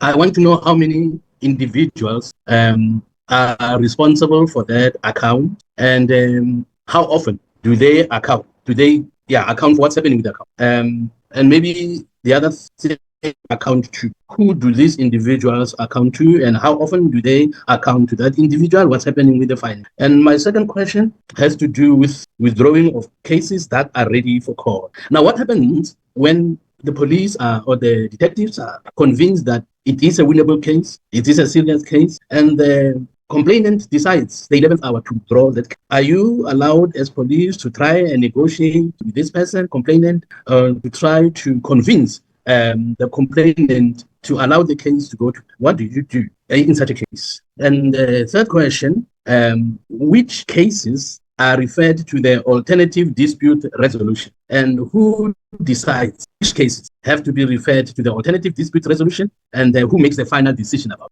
whether the case should be taken to the alternative dispute resolution? And thank you, Chairperson. Thank you, Honourable Reverend Meshwe, Honourable Bloze, and then I'm going to allow for answers before we then go to Honourable Skhosana and Honourable Adams. Honourable Bloze, please go ahead. Yeah, no, thanks a lot, Chair. Look, Chair, maybe I must firstly also start and register my disappointment in us not getting this report. And I hear your explanation, Chair, but I'm not convinced, because we are members of Parliament and we preside over the South African Police Services. So for them to not give us a report that they're going to present to us, for me, it's really uncalled for, because we have to scrutinize this information, Chair. Whatever that is presented to us here, we ought to scrutinize it, to then also do our own investigation to, check the truthness of whatever has been presented to us. And now we must freestyle and then unable to verify these reports and everything else. Like for one, Chair, the secrecy around crime intelligence. It cannot be correct that SAPS is crying foul, that the general public is accusing them of not doing their work, and some of the accusations they cannot even entertain because they are unfounded or they are baseless. So SAPS must not just seem to be working internally, but even generally, the public must be able to feel that crime intelligence in this country exists. Now, the minister tells us that the political killings tax team has been dissolved because it has done its work. But in the public eye, do we see the effectiveness of that interim committee that was established? Can we really say that in the country that political killings have ended? More worse, Chair, is that there are high-profile cases in the country that even today have not been resolved, including that issue of Sandiso Makaka. There are high-profile murders in the country that are not being resolved, and those do not sit well within the public domain, and it's not a good credibility for SAPS. We still don't know 10, 11 years later what's happening with cases of Senzo Meyiwa, aka was murdered in Durban, but we are not able to find finality around those cases. And if SAPS is unable to resolve such high-profile cases, then what about ordinary citizens in the country? How then are they supposed to feel safe? I also want to comment on this, Chair, just as an aside issue, because you opened about it in terms of top secret, intelligence reports and all of that, and how we are not supposed to discuss them in this committee. I want to comment from you and the minister in terms of the IP investigation into Palapala, in terms of what is top secrets around that. Why is that now classified as a top secret report and it cannot be released to the public? Because those are the certain things that do not work in favor for SAPS in terms of public perceptions. Because it now seems as if SAPS is hiding information on certain cases. So I really want to understand, why is the Palapala investigation that was done by IP now a top secret investigation that can't be released to the public? I'd really like to hear that. And then also, Chair, the shortages on detectives is really a problem. And I don't know whether the minister cited issues of budgets or what. So I'd really like to understand more about that. Because the minister is citing that there's a shortage of detectives, and that hinders the works of SAPS in general. So why are we not going out there and getting more detectives and filling all these posts across the country? Is there an issue of budget? What really is the issues around that? So that even if at a committee level there are some intervention that we are able to do, we can deal with that. And then to end it, Chair, I think the minister did speak about allegations against you as the chairperson. So we'd like to know what is it that you've been accused of, so that we can deal with your issues as well, Chair. Thank you very much. Thank you, Honourable Bloze. I'll also going to start with the latter. Now, there was a Facebook report in the beginning of January that I had illegal blue light protection, and that I had a meeting at a property that was allegedly bought by persons in crime intelligence along with the National Commissioner, and I believe some of the messages even said the minister. And I had a good laugh because apart from not having that so-called protection, I was cycling on that day on a mountain in the Western Cape. Not a very good cyclist. I'm built for comfort, not speed. But yeah, that was it. Honourable Taibosh, I've noted your hand. Just in terms of the detectives, Honourable Bloze, I'm going to take the opportunity to answer that. We did have the capacitation of detective session recently. I will send you the relevant feedback on that as well. And then we'll come back for the other comments. I've noted Honourable Mkhwanazi also. Minister, may I come over to you and the National Commissioner for remarks or answers, and then we will continue after that with Honourable Skhosana, Adams, Taibosh, and Mkhwanazi. Chair, I don't know whether it won't be overreach on my side to suggest that maybe let's exhaust the questioning side and then we'll come back once so that it might help. But if you don't insist. No, I'm comfortable with that. I'm comfortable with that if you are, Minister. I just didn't want you to have too big a list of questions. Then we're going to add more questions by the members. I know committee members have several more questions. I can see Honourable Kola Barnard's hand is already up again. So so noted. That's fine with me. May I then propose that we go over to Honourable Skosana for the next questions or comments? Honourable Skosana. Thank you, Chair. Thank you, Chair, and to the Minister and his team, the National Commissioner, and generals who are here with us. My question is simple. My question is, the Crime Intelligence Service, as we know, is one of the people the country depends on in terms of intelligence. Now, I'm worried, comes to that there's about 500, just over 500 posts which were advertised internally and for supervisor funding positions. What they have led to high vacancy and what activities have service? These posts filled. If not, how many remain vacant? And what is the plan of this high turnover of the turnover rate of detectives, where we need all hands on the deck to reduce the workload and resolve this issue? Because we have so many open old dockets which are not closed as yet, many years. Lot of incidents are still in the case, which I reported of Tina. I'm asking myself, how long is it going to take for this to be resolved? Now, you look at a Pala issue, my colleague has just articulated on. Honourable Skosana, we're losing you. I think unless it's my signal, it seems that there's a network problem. We didn't hear a thing of what you were saying, Chair. Can you hear me now? Yeah, I can hear you, but not Honourable Skosana. Yes, Honourable Skosana, I couldn't hear him, but I can hear you, Chair. We'll come back to Honourable Skosana, just for the network issue to be resolved. Honourable Adams? There's nothing to hide here. I'm not sure whether... Honourable Skosana, we're going to come back to you. If I may propose to just restart for us to just reconnect, maybe because there's a network issue. Chairperson, Honourable, I don't know if you start going. Thank you. He's intermittent, Chair, if I may. Please go ahead, Honourable Adams. Thank you, Chairperson.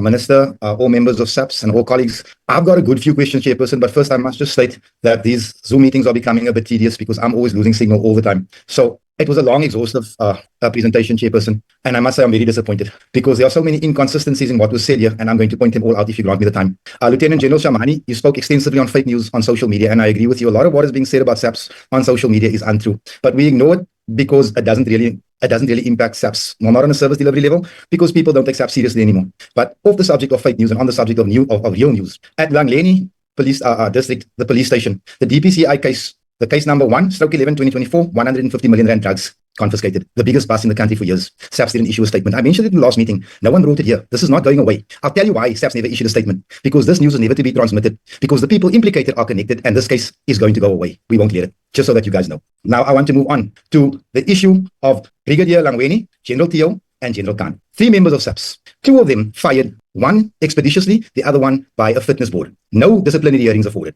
General Khan, you attempted to fire him expeditiously. He took it to court. He won it in court, in the High Court, mind you. Probably at a cost of 500,000 rand to us taxpayers. You lost on the DC. The man was acquitted. Don't come to this meeting and tell us that the case has been finalized. Come here and tell us the truth. The man was acquitted. He was falsely accused. Falsely accused by whom we want to know. Now, there was a criminal element to this case. Those people were never prosecuted, but you attempted to dismiss General Khan as if he was an accessory. The man was persecuted by members of SAPS, high-ranking members of SAPS that sit in this meeting. Members of this portfolio have made statements against Brigadier Langweni, General Theo, General Khan. And I have full faith in the justice system that the other 2 members will be brought back because they've been fired using the wrong method. Now I ask you a question, sir. Why was General Lushaba not dismissed in the same manner for the same thing as General Theo is accused of? Why is he being protected? Is he being protected because his signatures are all over the purchases of those hotels you were never supposed to buy? Because moving on to the issue of the hotels, SAPS has no right to buy. They can't buy buildings. They don't have it, but they're buying it anyway. But the NASCOM is sitting here acting as if it doesn't happen, Chairperson. Why is the NASCOM not taking action against people like General Lushaba that are buying properties without tax money using secret service funds, which they should not be doing?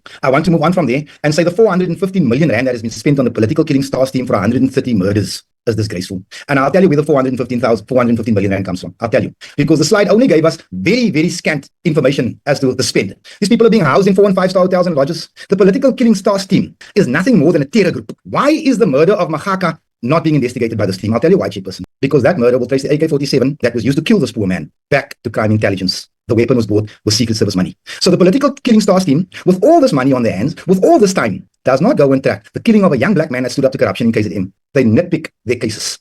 Minister, we fully support your effort to disband the STARS team in the face of the generals that are refusing to do it. Officer Dlamini was mentioned. It is very interesting, Chairperson, that in our interview with Sergeant Dlamini, he said that General Khumalo gave him an unlawful instruction which he refused to answer, which he refused to do. 2 weeks later, he was arrested for defeating the ends of justice. He's been held on trial for 5 years for a non-violent crime. Coincidentally, the magistrate, the judge at the regional court that found him guilty, surname is Khumalo. If you go and read the transcripts from that court case, I've given it to an advocate. She says, no way can this man be found guilty. We need to appeal this. Now, I'm going to say to you, sir, that in light of what has happened here, are we as the public, members of this portfolio, within our rights to doubt what's happening at crime intelligence? I think we are. But I just want to add one more thing before I let you go, before you let me go, Chairperson. I just need to find it on my phone because, as luck would have it, my tablet packed up. Well, there are 2 more things I want to say. General Abia did not institute proceedings against General Khadwa on the same facts as what General Khan was prosecuted for. Is it because General Khan is a minority or is it because he's in the way? General Tiani blocked every attempt to abuse that slush fund and he was removed. I mean, Brigadier Langweni, Tiani Langweni was removed using a manner that is, let's just call it distasteful for now. But here's the kicker. That same Brigadier Tiani is the man who reported all of this madness to the Zondo Commission. How come this was not brought before this committee? Because this whole presentation was half-baked. Facts have been omitted and facts have been twisted. The NASCOM must tell us, the political killing STARS team, is it funded with the open account or the secret account? Because I heard both and I need to know if it's legal. And this thing is recorded, so we'll go back to the recording because the NASCOM actually did contradict himself. But above all, Tiani, Tio, Khan, 3 generals with full security clearance are being prosecuted and persecuted by generals without security clearance, with cooked security clearance. Now, explain this to me. General Madondo has no security clearance, but the name is brought up as if she belongs there. She should not be in that position as per, the recommendation by Commissioner Sitoli of 2018. Nobody is supposed to be acting in a position that they're not fit for. But these people are being appointed. Is crime intelligence nothing more than a mafia? It appears so. But let me conclude. Let me conclude by saying all those 500 vacancies, and this is where I'd like to answer because I generally don't get answers from this committee. Those 500 vacancies that were offered at SAPS, how many of those opportunities went to colored boys and girls? Because right here in the Western Cape, within SAPS, we are being underemployed. We are not being allowed to grow via promotions or via training. And I believe this is a countrywide thing. I believe that the South African police services not only is the most Chairperson, can I finish? Please conclude. It's also the most racist because I can't walk into a police station without looking for a colored person in the Western Cape of all places. I must inform you that colored people are still in the majority here. We're just not being given opportunity. Thank you, Chairperson. Thank you, Honourable Adams. I'm going to head over to Honourable Taibosh. Thanks, Chair. Am I audible? You are audible, Honourable Taibosh. You're more than welcome to go ahead. Thank you, Chair. I was largely covered by previous speakers, but there's some tone to this morning's address by the President, and I can't shake the feeling that it was almost like the President was speaking to the Portfolio Committee and basically asked us nicely to stop doing our work. And I think that the President should, the Minister, Minister, the Minister should rather appreciate what we are doing in terms of our work and informing him of the things that we are not happy with instead of trying to ask us to go easy on these guys. But the Minister must realize that these people have been around for a lot longer than he is, and there's a lot, and I'm saying this tongue in cheek. There's a lot that the Minister doesn't know what's going on. And I've had the privilege, and I'm still got the privilege to be friends with some very high-ranking police officials, and I'm not prepared to give their names here, but I sit and I listen to these things. And guys are saying to me, man, Taibosh, dinge gaan nooit regkom nie. Dinge gaan nooit regkom nie. Die ouens trek die wol oor en koen ons oor. So just for the Minister to appreciate what we're doing, we will be doing, we'll continue to do what we're doing. And I'm sorry, we're not gonna back off. It is our job. We've been put here by our constituency and by our people to continue doing the oversight that we are doing for you. Instead, I think you should appreciate and start maybe listening to us and taking us more seriously. Thank you, sir. Thank you, Honourable Taibosh. Honourable Mkhwanazi.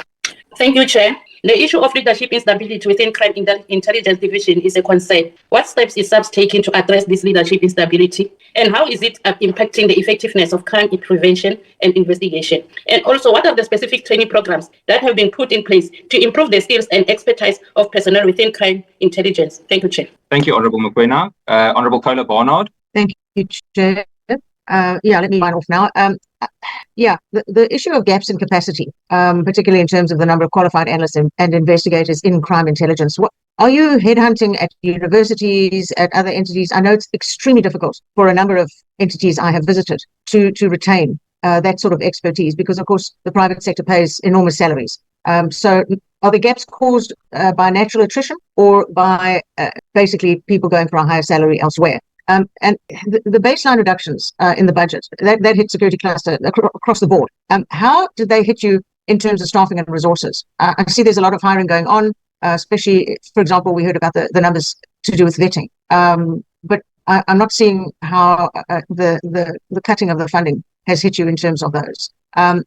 Speaking of vetting, what is your current vetting backlog in crime intelligence in comparison to, say, the previous 2 years, in that you seem to have filled these posts and have paid overtime for those doing the vetting? It's a perennial problem, and I don't know that anyone's ever got on top of it. But it is of huge concern to hear from my colleague that once again, there are people in very high positions who are not able to obtain top secret security clearance for various reasons. Now, I've asked the question before, and it came out that there were within the SAPS people convicted of major crimes. I mean, rape, murder, fraud. It was a huge and horrific list, and I had all the details given to me. I would imagine that because of that publicity, shall we say, the revelation would have had SAPS taking criminality within its ranks seriously. But if you have people who are unable to get clearance, there is a reason for them not getting clearance. And it's not because they're simply not being tested. They are failing. That means they have major issues in their background. What are they doing in the top structure of the SAPS? I would ask the Minister to look into that very carefully, please. The cybercrime unit has been under-supported since its creation. It took, I can't tell you how many years, Minister, for the SAPS to take cybercrime really seriously. And we know now it's accepted that it's actually a major crime. It could have been nipped in the bud at the outset, I think, to a large degree. But now we have banks being looted 500 million in a matter of seconds, individuals being hoaxed, people claiming to be SAPS members and extorting money, etc., etc., etc. So did I hear that the unit now has 200 members? What's the average caseload in terms of that for each member? And you know, I heard you talk about the task team and the task team being shut and that, but frankly, it all seems unclear because we're now told that this will now be discussed with the president. Is there an indication that now this task team the lifespan will be extended? Is that what the discussion with the president will be about? And with the National Police Commissioner and the KZNPC part of the minister's decision to shut it down or not? It is an issue. And just to assist my colleague, of course, crime intelligence, as do the SSA, may buy properties for specific cases they're running or as safe houses. This is revealed all within the JSCI. So I think perhaps your wires are a bit crossed in that regard. Thank you, Chair. I'm done for now. Thank you, Honourable Kolobana. Honourable Schikkerling. Thank you once again, Chair. Chair, I'd just like to know, Sorry, Honourable Schikkerling, you're inaudible. I'll come back to you now. Honourable James, can we try on your side? Good morning, if it's all good morning. Good morning, Chair, and to the members and the Minister. I hope that I'm audible. You're welcome to go ahead, Honourable Schikkerling is still... Can you hear, Chair? Sorry, Honourable Schikkerling, we'll come back to you now. We couldn't get anything. We'll come back now. Honourable James. All right, I'm still stuck the 415 million spent on the political task team. I can't seem to wrap my mind around this considering what's happening on the Cape Flats. I want to ask how many members form part of the political task team? And I'd also like to ask, can we get a more transparent report of the spend over the past 5 years? Thank you. Thank you, Honourable James. Honourable Ghana. Thank you very much, Chair. Am I audible enough to yourself? Yes, thank you. Thanks. That maybe two quick questions. I think the Honourable James has asked the other one. So my own assessment and observation, taking into account what has happened with the tenure of one Richard Nduli, it's one understand that there needs to be a level of secrecy insofar as the informants are concerned, or the people that the crime intelligence how it uses its funds. But one of the things that have come through that process, it's how people are used the slash funds, if I can call it that, to just pay relatives, friends, or associates. So what I'm trying to understand is the process of, for lack of a better picture, of vetting the informants to check that they are not in some way related to their handlers. And I'm just using these concepts because it makes things easier. But those that are being submitted, they are not related to the people they report to. And also how this let's call it a group, or at least gets kept together and revived or reviewed. And what are the considerations? Understanding that this meeting is also broadcast, but what can be shared insofar as what is considered to be a good informant that needs to be kept for the crime intelligence, and just the way that the spending is being monitored, and the consequence of instances where the life fund can be abused, whether it's buying vehicles, whether it's buying properties that end up not being used in crime fighting efforts. And the last one, I'm not so sure, Chair, if it was if it wasn't, let me just table it and to understand insofar as the brief pause in the hiring of officers into the crime intelligence, its effects to the crime fighting unit, especially that particular issue that is an obsession of ourselves as a committee around the people being the protection fee gain that are in extortion here. That's English and escapement whether that has had an effect or everything has been working smoothly and what and the true state of crime intelligence. Thank you very much. I'll listen to the response. Thank you, Honourable Ghana. I'm going to give Honourable Schikkeling an opportunity again, from where we will go to the Minister and the SAPS team, colleagues, and then Honourable Skhosana. Yeah, sorry, it looks like you've forgotten about me. You said you're going to come back to me because we're cut off. Yes, Honourable Skhosana, you're 100% correct. I'm sorry about that. I'll come back to you now. Honourable Schikkeling, please go ahead, and then I'll come to Honourable Skhosana. Thank you, Chairperson. Am I audible now? Yes, you're audible. Thank you, Honourable Schikkeling. Please go ahead. Thank you. Honourable Taibosh, please mute. I'd just like to know what steps are being taken to improve coordination and communication between crime intelligence and other SAPS units involved in investigations and crime protection, please. And then, Chair, the Project 10,000, which is something we obviously do welcome, there seems to be a flaw in the system, and in trying to get in as many new recruits as possible and create a better resource detective services, we seem to have cut the amount of psychometric tests and training that we do offer these new recruits. And if I look at a lot of crime that is taking place in the intelligence lack, it is through many of these new officers. I would like to know if the police services are going to go back and do additional psychometric tests offer to these new recruits, and especially the ones that are going to become detectives, Chair, and if they're going to be offering additional training to them, because the training curriculum was also cut short. I know that there are thousands of police officers in South Africa currently that do not have firearm competency, which is a massive concern to me, because we are allowing people out on the streets with firearms and they only do competency every 5 years. And to me, that is not correct, Chair, because you can't tell me that you know how to shoot if you shoot once or twice in 5 years. It is a massive concern.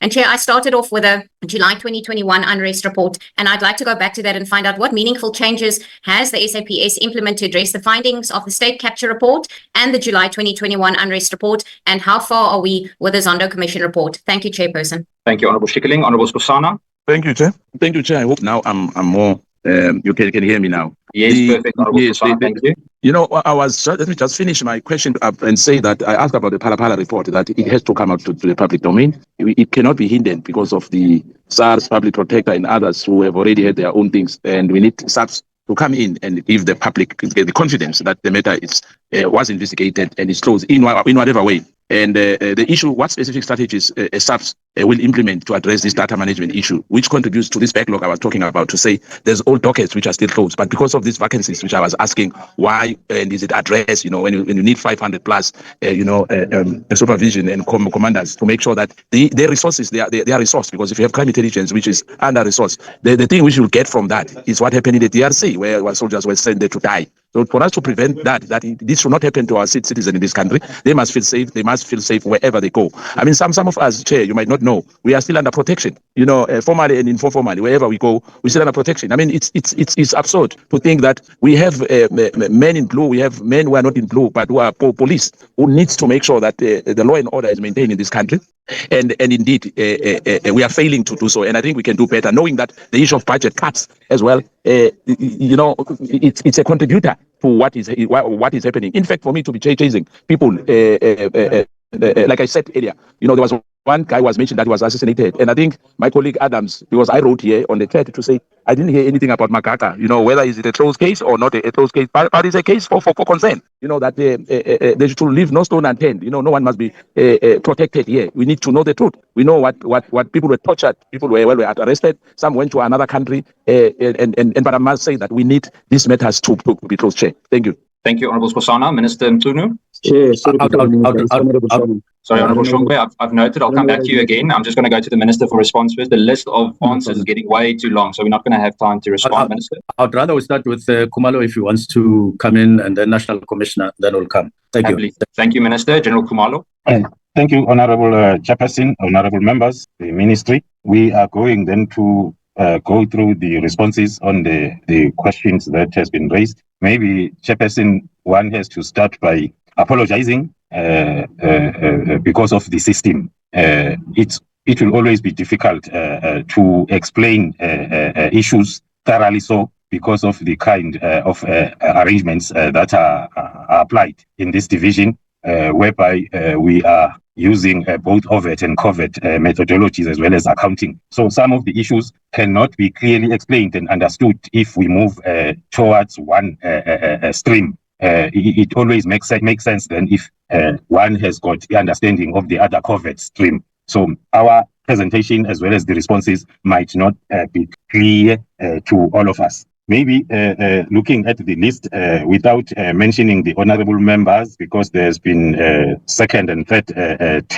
tens of questions. One will go through the questions as they came forward. The issue of security clearances, those that are declined and expired, and how then SAPS is moving forward from that process or from that stage. I will only touch on the role of the division. The division is receiving applications from the applicants who are members of the SAPS, and then the division will go through the process of vetting investigation throughout the phases until the final verdict, then which will be communicated to the applicant as well as the commander or supervisor of the applicant. There are a lot of issues that are still being considered in terms of the legal framework around the security clearances, of which then I should think the HR as well as the National Commissioner will expand on that. And then in terms of the steps that are taken by the SAPS to ensure stability,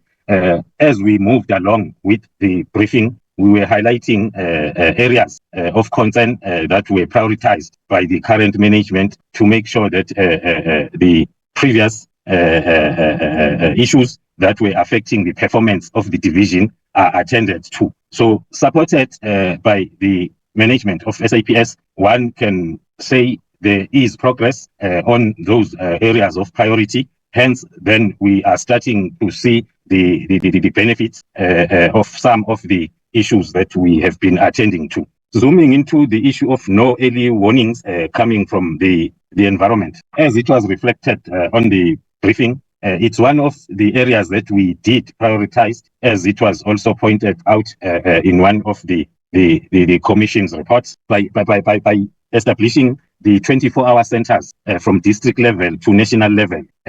Halfway through the implementation of those continuous early warning centers, we realized that there is a shortage, or the feedback from the operational environments is not coming in the way it's supposed to be. So we are able to assess our early warning reports, whether then they are of assistance or required standard. But we have since then engaged all the commanders at various levels of command centers, and of which there is improvement. One can emphasize that it's one of the areas that we are really serious about as the division, because we want to make sure that we continuously provide more especially proactive intelligence to our operational environments, so as then they can be able to implement their operational plans accordingly. The issue of budget for the political killings task team, I should think that the provincial commissioner as well as the CFO will be able to expand further on that. There was also an issue of how do we ensure accountability in this division. Currently, what we have done, we have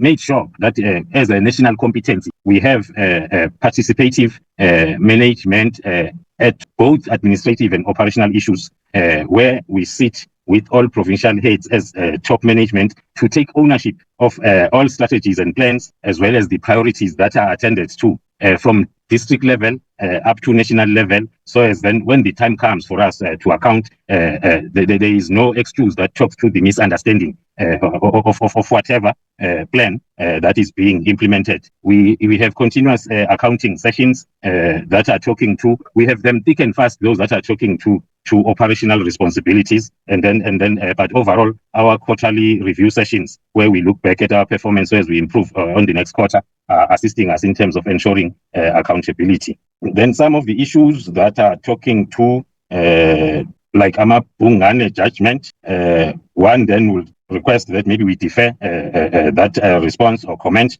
so as then, because it goes along other issues that are on the Secret Service account environment, maybe then we can attend to it in the form of a written response. Moving on to the issue that was talking to the social media report on the vehicles gathering dust, and after that social media, then there were allegations that there was then a distribution thereof. The the process started with the withdrawal of those vehicles from the senior management. And then as the process of re-registration was ongoing, at the same time, the HR process of capacitating the top 30 stations as well as the 52 districts was also ongoing. Hence, then one of the reasons we had to withdraw those vehicles was to capacitate those environments. So as soon as the appointment or placement processes were done, that's when then those vehicles were allocated to those operational environments. It was the matter of making them vehicles readily available for deployment or allocation as soon as the process of placing the members at top 30 stations and district levels are finalized. Then moving on the questions that are talking to the number of individuals that are responsible for the Secret Service account through you, Chair, I'll request also that we defer questions that are on that line because, as I've said, we need to carefully craft the response so as then we don't cross the line. There were other questions that were talking to the withdrawal of cases as to the victims or witnesses if they come forward with the withdrawal statements as to the procedure that is followed by investigating officers in terms of trying to explain or influence. I'll maybe then request that the Deputy National Commission of Crime Detection then assist us in that part. The cases that are referred to ADR, it's one of the processes that are allowed in terms of Criminal Procedure Act. So the accused will raise or apply for that process to be followed in the court of law, and then the prosecution will then, together with the defense, they will argue up until then the presiding officer will rule. So in cases that we're giving feedback on, that was done on cases that are talking to assault GBH, where maybe two people will physically fight and then they open counter charges against one another or each other. And then when then both cases are appearing at court, and then both the defenses will then propose for the ADR to be applied. And then it is the presiding officer, the magistrate, that makes a ruling on that process. And then moving on to the issue of vacant posts, as we were taking the Honorable Committee on our capacitation program since financial year 22-23, we were flagging the number of posts that we were prioritizing both at senior management level, middle management level, as well as operational level. The approach will be to advertise internally until then we resolve that the particular skill that we are looking for cannot be then found within SAPS, and then we'll move then towards the external advertisement. So as then we have a much bigger pool to get the applications. Maybe the issue of a case involving the late Cindy Somakaka, we can maybe also provide a detailed response because it came out, I think, more than once on the progress that has been made on the investigation and prosecution of that case. It is not true that the case has not been moving. Since 2019, there were a number of accused that were charged on that case. And as we speak, the matter is on trial with all those accused that were charged since 2019. But the detailed report on that specific case can be provided. Moving on to training interventions, currently, based on our training intervention plan for the current financial year, we are sitting at a number of 42 internal courses where we have taken through more than 3,500 of our members through different training interventions, as well as 13 international courses. Without going through the whole list, there are basic intelligence collection and analysis courses that are continuously provided to the division by the training division of the SAPS. But our priority during this financial year is for us to train our people on financial investigations and also on cyber crime related collection as well as the cyber crime enforcement. We are having continuous trainings as we speak. We have another batch of 3 courses that are coming from next week, where we are that talks to cyber crime collection, where we are going to take 85 of our collectors through that 3-legged training. So, but then also the detailed training provisional plan can be made available then to the Honorable Committee as we move on. the other question was talking to the current number of members that are in the task team. Currently, there are 96 members of the task team, with 23 of them being investigating officers. The rest then are other specialists that are providing investigative support. There was also another question that was talking to the vetting or possible vetting of informants. It is part of our current reviewed control measures that are put in place, whereby then there is that part that we are going through in terms of making sure that we have the informant capability that is in line with our priorities at any given time, and also without compromising any integrity of any member within the division. So there is a basic screening that is taking place during the recruitment process. With your permission, Chair, I'll pause there for now and then allow National Commissioner then to add. Thank you, General. Thank you. Thanks very much, Honorable Chair and members. I don't know why my video doesn't come out. Because it is open. We can see you, General. Oh, okay. Thanks. Thank you, Honorable Chair. On the question of addressing the issue of instability in the leadership in the CI, especially as was referred to by various commissions, including the panel of experts after the 2021 riots. That's why we at that time, we did not have the divisional commissioner at CI, and I appointed a divisional commissioner. And since then, we appointed about 34 senior managers into the division. There is, of course, a few posts that are vacant now, which we will fill. And of course, some of the members are leaving, and those that do misconduct, we deal with them as part of addressing the issue of leadership stability in that division. As I said, it's not that everybody there is up in arms. No, a lot of men and women are committed in that division and they're doing their work. It's only a few that are causing problem and that so-called instability. Honorable Chair, the budget for the political task team, we should take note that when the political task team was established in 2018, it worked almost just over 8 months to 9 months, and the results were not forthcoming. And it was a local members of KwaZulu-Natal that time. And then it was revived, and we had to get members from all over the country. They had to stay somewhere. They can't sleep under the bridge or wherever. They had to stay somewhere. And the investigation of cases, I'm sure the honorable members knows that it is not as easy, especially cases of this nature. They are quite time-consuming to investigate, and we had to also get compact teams to assist the investigators in doing their work, including providing security for those members. So yes, they had to stay either at a guest house or a hotel while doing this investigation.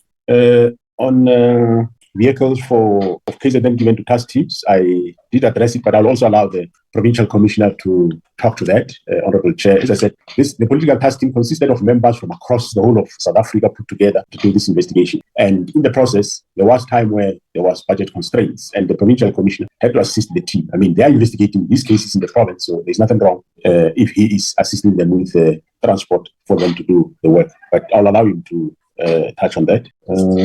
Individuals, I think the issue of ADR, General Khumalo did talk to it. A high-profile case of Cindy Zomakaka, I think also Khumalo spoke to it. It's not to say the case is thrown away. There are other cases that people have been arrested that are at court now, and it will, a part of it will also get its fair share in court at some point. So it is a case that we are looking at. On the issue of the IPID investigation on Palapala, I'm not sure. I think it was raised by Honorable Blosser and Honorable Skosana. I'm not sure. I think they refer to IPID. We did receive the IPID report that recommended that we take steps. There were departmental steps taken on certain of the members, and the cases were finalized, as far as I remember.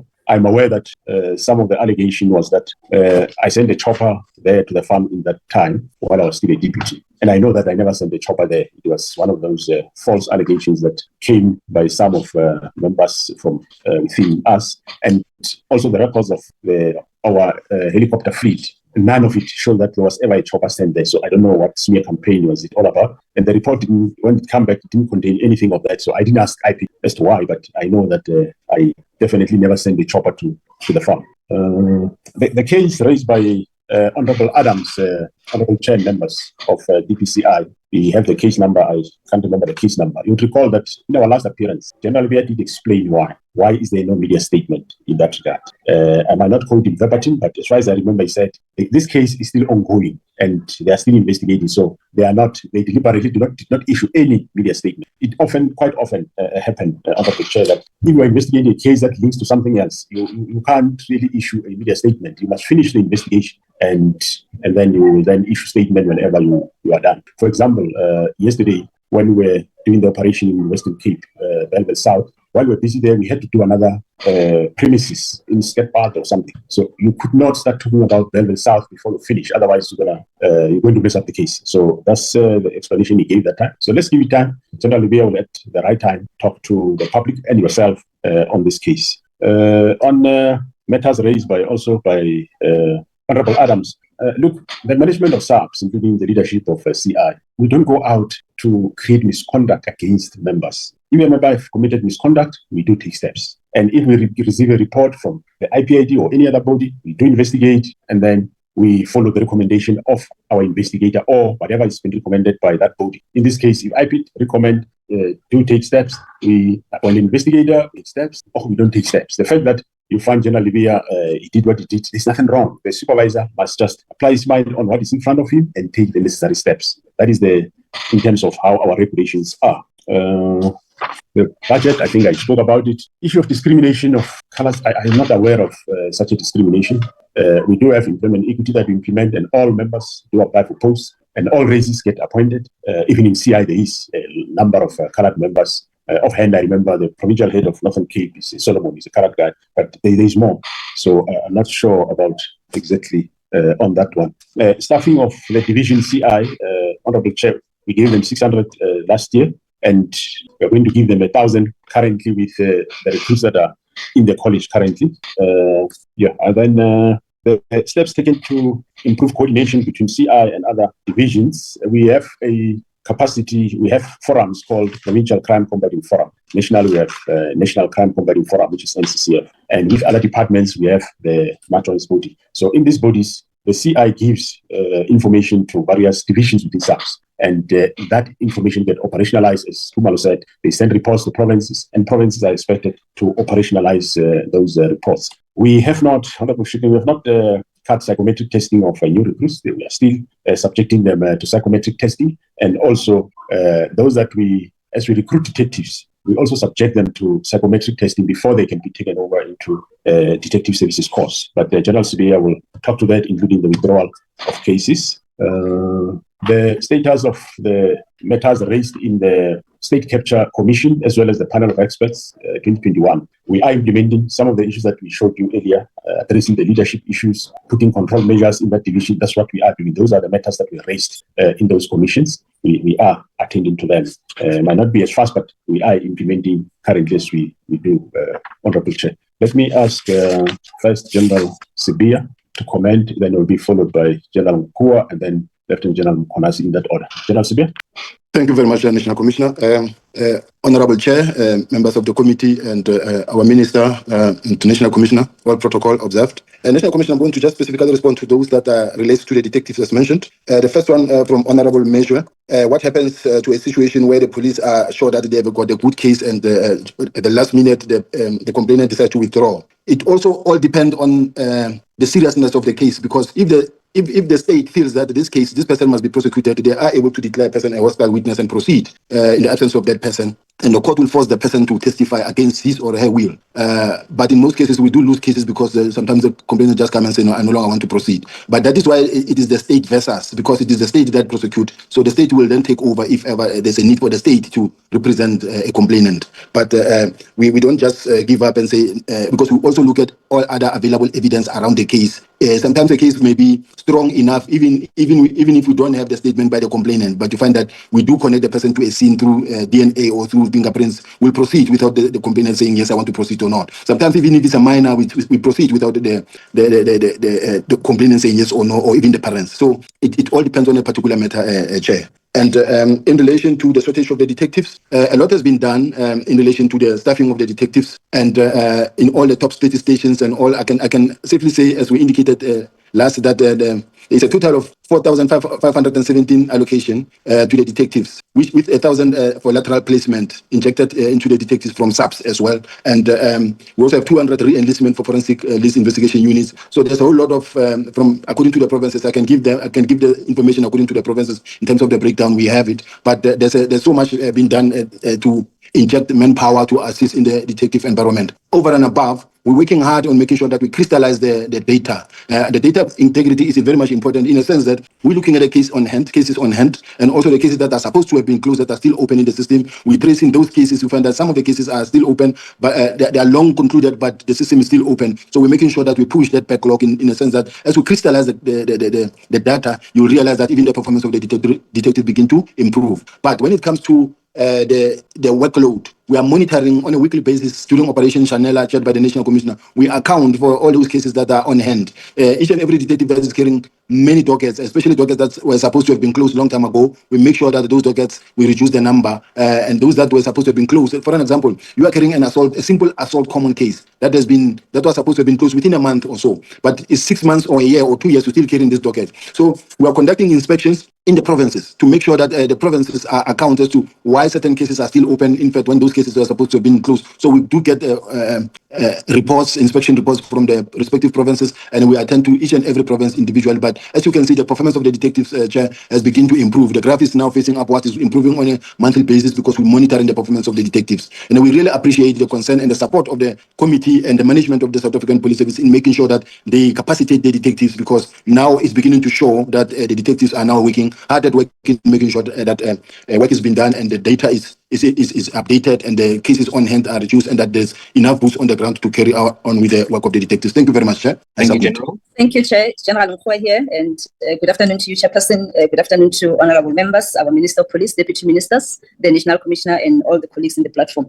Chairperson, I will respond or touch on some of the questions raised by the honorable members. The first one is the one that was raised in terms of the shortened courses or shortened training program as raised by Honorable Shikeling. And I need to indicate, Chairperson, that as far as the courses are concerned, there are no courses that have been shortened. But what we have done, Chairperson, in terms of basic training, we have separated our trainees who are having matric and the ones who are having relevant NQF level 6 qualifications. And the ones who are having NQF level 6 qualifications, yes, we have shortened their basic training course because of the fact that some of the aspects that they are being taught at the universities, they are already covered in the modules that we present here at the college. And the ones that are going on a full course are those that are only having matric, and those that are having NQF level 6 qualification that is not relevant to the type of work or the functions of the police. And in as far as the psychometric test is concerned, yes, Chairperson, all of them, they are subjected to a psychometric test. Even those that are recruited from the college to join crime intelligence and to join detectives, we also subject them to a special psychometric beta test. We are in the process, Chairperson, of reviewing the current psychometric test that we are presenting, and hopefully with the intake of the next intake of 2025-2026, all our applicants will be subjected to the new battery test. Then on the issue of the color, the National Commissioner has covered it, Chairperson. Our adverts, both external and internal adverts, they are open to everyone, Chairperson. We do consider, all the risk groups when they apply. We are also guided by the employment equity targets, and we do also present the employment equity targets to all the panels as they sit. Number of people from different risk groups, they do apply, and depending on their success, if they're successful, they do get appointed. So we are not discriminating against any risk group, Chairperson, and we are attending to everyone who applies, and the outcome of the results will indicate if a person is successful or not. Then on the other matter that was also raised by Honorable Adams in terms of the process that was followed in the cases of Brigadier Hlongwane, General Dio, and General Khan, I need to indicate, Chairperson, that the division followed the prescribed rules as stipulated in our regulations.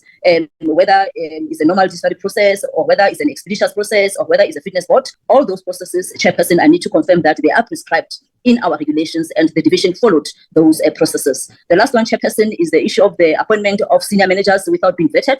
I know, Chairperson, there, yes, we admit we do take too long to vet some of the senior managers due to the fact that crime intelligence is currently short-staffed when it comes to vetting officers. At some point, we tried to give them, vetting officers, but unfortunately, the workload becomes too much for them. That is why the National Commissioner also directed that to speed up some of these processes, we also need to engage State Security Agency to assist us in vetting some of the senior officers. And the reason why, Chairperson, we allow them to take up their posts before we get the vetting certificates is because of the fact that the vetting sometimes takes a year or takes 2 years, and it will mean that if we don't appoint them immediately, it will take us too long for those posts to be filled field, and it will affect the service delivery. But we do have a mitigation, Chair, to ensure that we do not appoint people who are going to cause problems for us. We do conduct a preliminary screening.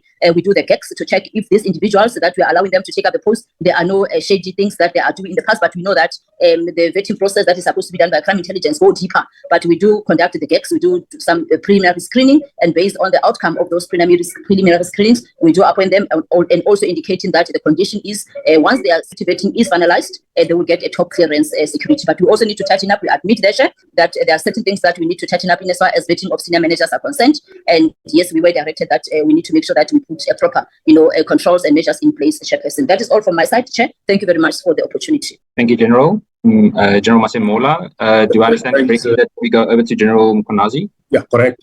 We can go over to him, Chair. He can respond, I'm sure, to the question and the others.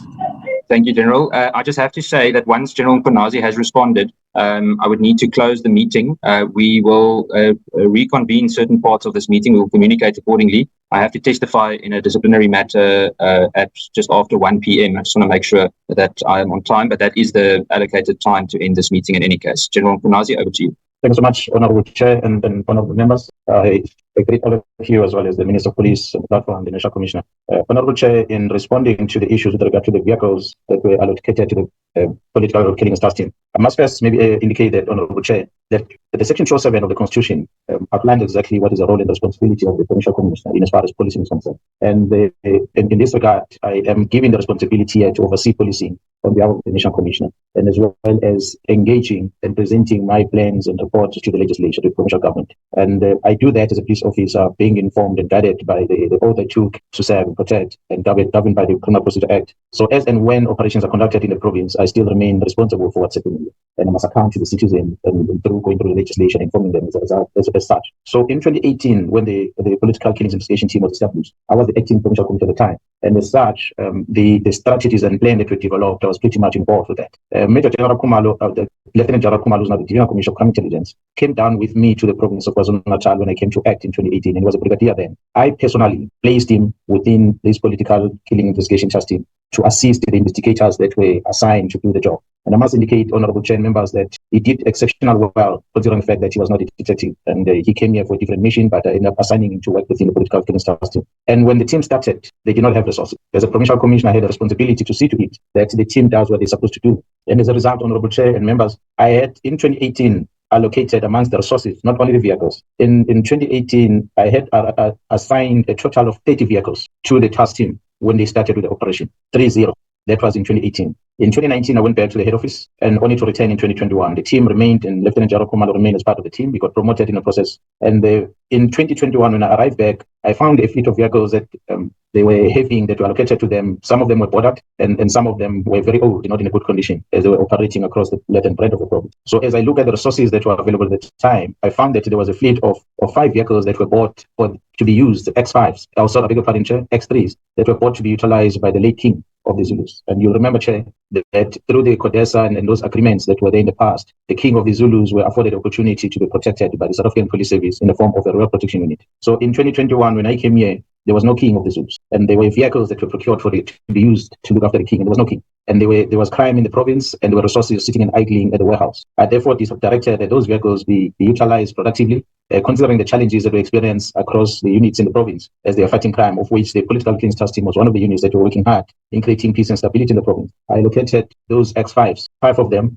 allocated them to the task team, to be utilized by the task team in fighting crime. And again, Honorable Chair, as their vehicles that they were using were getting old and breaking down and getting boarded, in 2022, there was also an additional vehicles that were given to the task team, which is 6 VW Polo vehicles, the small ones, that were allocated to the team. So I must indicate, Honorable Chair, that to date, a total of 7 vehicles have been boarded on this list that I've given. And the majority of the vehicles that are still within the task team, on average, they go over 4,000 kilometers on average, as they're investigating cases across the length and breadth of this province of KwaZulu-Natal. So I just wanted to indicate in terms of response to that. Honorable Chair, members, the Portfolio Committee had asked me to explain myself and elaborate on the utterances that I made when I appeared before the TV camera on the 27th of January in 2025. Honorable Chair, perhaps let me start. When I responded to the engagement with the journalist at the time, I cited the smear campaigns that are going around trying to tarnish my name to some degree. being reminded of what transpired back then in 2011, 2012, when I was the acting national commissioner. And I felt that there's similarities in terms of what is happening now and what has happened back then. Honorable Conor Barnard will remember very well that crime intelligence were on the news almost on a weekly basis. And that, Honorable Chair, has been strategies that have been deployed by police officers that are facing a difficult time in the organization as far as investigations against them. The modus operandi is for them to go to the media and make themselves look good. And certainly so, they even approach some of the honorable members and they use them to be their mouthpiece and justify their evil deeds. Honorable Chair, in let me take you back into what transpired in this current period. In 2024, on the 29th of October, to be precise, I received a phone call, Chair, a phone call and a message that came from a gentleman who said to me he's a close associate of the Minister of Police, and that is Mr. Brown. He referred to himself as Mr. Brown Mkhwanazi. This Mr. Brown Mkhwanazi, who had described himself as a close associate to the Minister of Police, indicated to me, which made me believe that he's a close associate of the Minister of Police, because he said to me he was joining the Minister of Police to visit the Lusikisiki massacre that had happened last year. And because I did not trust him, I called the Chief of Staff to try and establish who is this gentleman. And the Chief of Staff did confirm to me that indeed he is a very person close to the Minister of Police. But what surprised me about this gentleman is that he then indicated to me on a message that he sent me when he said there's an internal attempt to discredit me through the defeating the end of justice case. And as we engage, and I asked him, what is he talking about? He then he sent me a report that was written by the member who, well, not signed, but a report that was written by a Lt-Gen Nhlanhla Mkhwanazi, who was working under Operational Valomgodi, who was an operational command at the time. And unfortunately, the report that he sent to me, a letter which I have here before me, was not signed, Honorable Chair members. He sent me this report, and subsequent to that, he then forwarded the copies of the OB entries that were made at Impangeni police station, where there were indications that I personally stopped the arrest of one senior officer from the correctional service. So that's how the whole thing started. So when he sent me these things, subsequent to that, Chair, before I could even respond to that, the next thing that he had asked me was how well do I know the Divisional Commission of Crime Intelligence? Because it indicates that the Divisional Commission of Crime Intelligence had made a presentation of which he attached a copy of the screen, a presentation the crime intelligence was making, which obviously is either he was part of the presentation where crime intelligence were presenting the divisional policies, which is dated 2024, 2025 on the screen. That's how it was highlighted here. The presentation was made on the 30th of September 2024. He gave me that screenshot. If he was not part of that meeting, surely someone who was at that meeting was feeding him with this information. So he sent me this screenshot and he says to me, Gerald Kumalo, the Divisional Commissioner of Crime Intelligence, I must check my standing with him. And because he said yesterday he pushed a negative narrative about me on how the cash in transits are happening in the province of KwaZulu-Natal, and the fact that I don't want to listen to the advices of crime intelligence when they're giving me early warnings and so forth. And he cited a retired Major General Chika to be amongst the people that were unhappy about my response into their warnings about crime intelligence. So that's a communication that he brought to me. And when I asked him about more details about this thing, where did he get this, and what is General Kumalo specifically saying about me, other than what he's presenting to me? Whether is the leadership aware about what General Kumalo has been saying about me? So he says his response was, and I quote, "The minister is brief. He has just arrived at Lusikisiki." So that's why I phoned the Chief of Staff to try and establish, because this person looks like he's very close to the Minister of Police, and he was traveling with him to Lusikisiki. And I guess the investigation is going to reveal whether did he really travel with him to Lusikisiki. And I guess with the investigation chair, we'll be able to establish the communication between this gentleman and the Minister of Police, if it's true or not, as is alleged to be in contact with the Minister of Police. So that's how this whole thing started. And subsequent to that, Chair, fast forward, I received an inquiry from a journalist about what transpired at Correctional Service. I must indicate, Honorable Chair, that I had explained myself into the media of what transpired at Correctional Service, that the members that were deployed by the head to go and look after the interest of one company in the province of KwaZulu-Natal, the company called Richards Bay Minerals. A whole entourage of South African Police Service members were deployed there. That myself, the district commissioner, could not control them, and nobody could ask them questions of what they're doing and what are they doing and how are they doing it. I was woken up on the phone call by the regional commissioner, who then phoned me and said, "I'm arresting the senior manager without telling him." So I was not aware of what senior manager was he talking about. And I asked, "Where is this?" He said, "Timbangeni." I called the district commissioner, Major General Feroz Khan, about this. He himself did not know anything. He then inquired from the police station. He discovered that, yes, indeed, there were these group of members that were deployed to RPM, and they moved out of their mandate, and they went and executed an operation of arresting a prison official. The prison official was the acting area commissioner at Kalagabusha prison, which is a facility that is sitting in the King Federal District of KwaZulu-Natal. I then engaged with the commander, this colonel who was in charge. I inquired from him what transpired. He then gave me a briefing of what took place. The chair, honorable members, this operation they conducted based on information they had on drugs, which I cannot dispute. They are police officers; they must act on information. The information they had was that there were drugs that had been sold at the house of this prison official.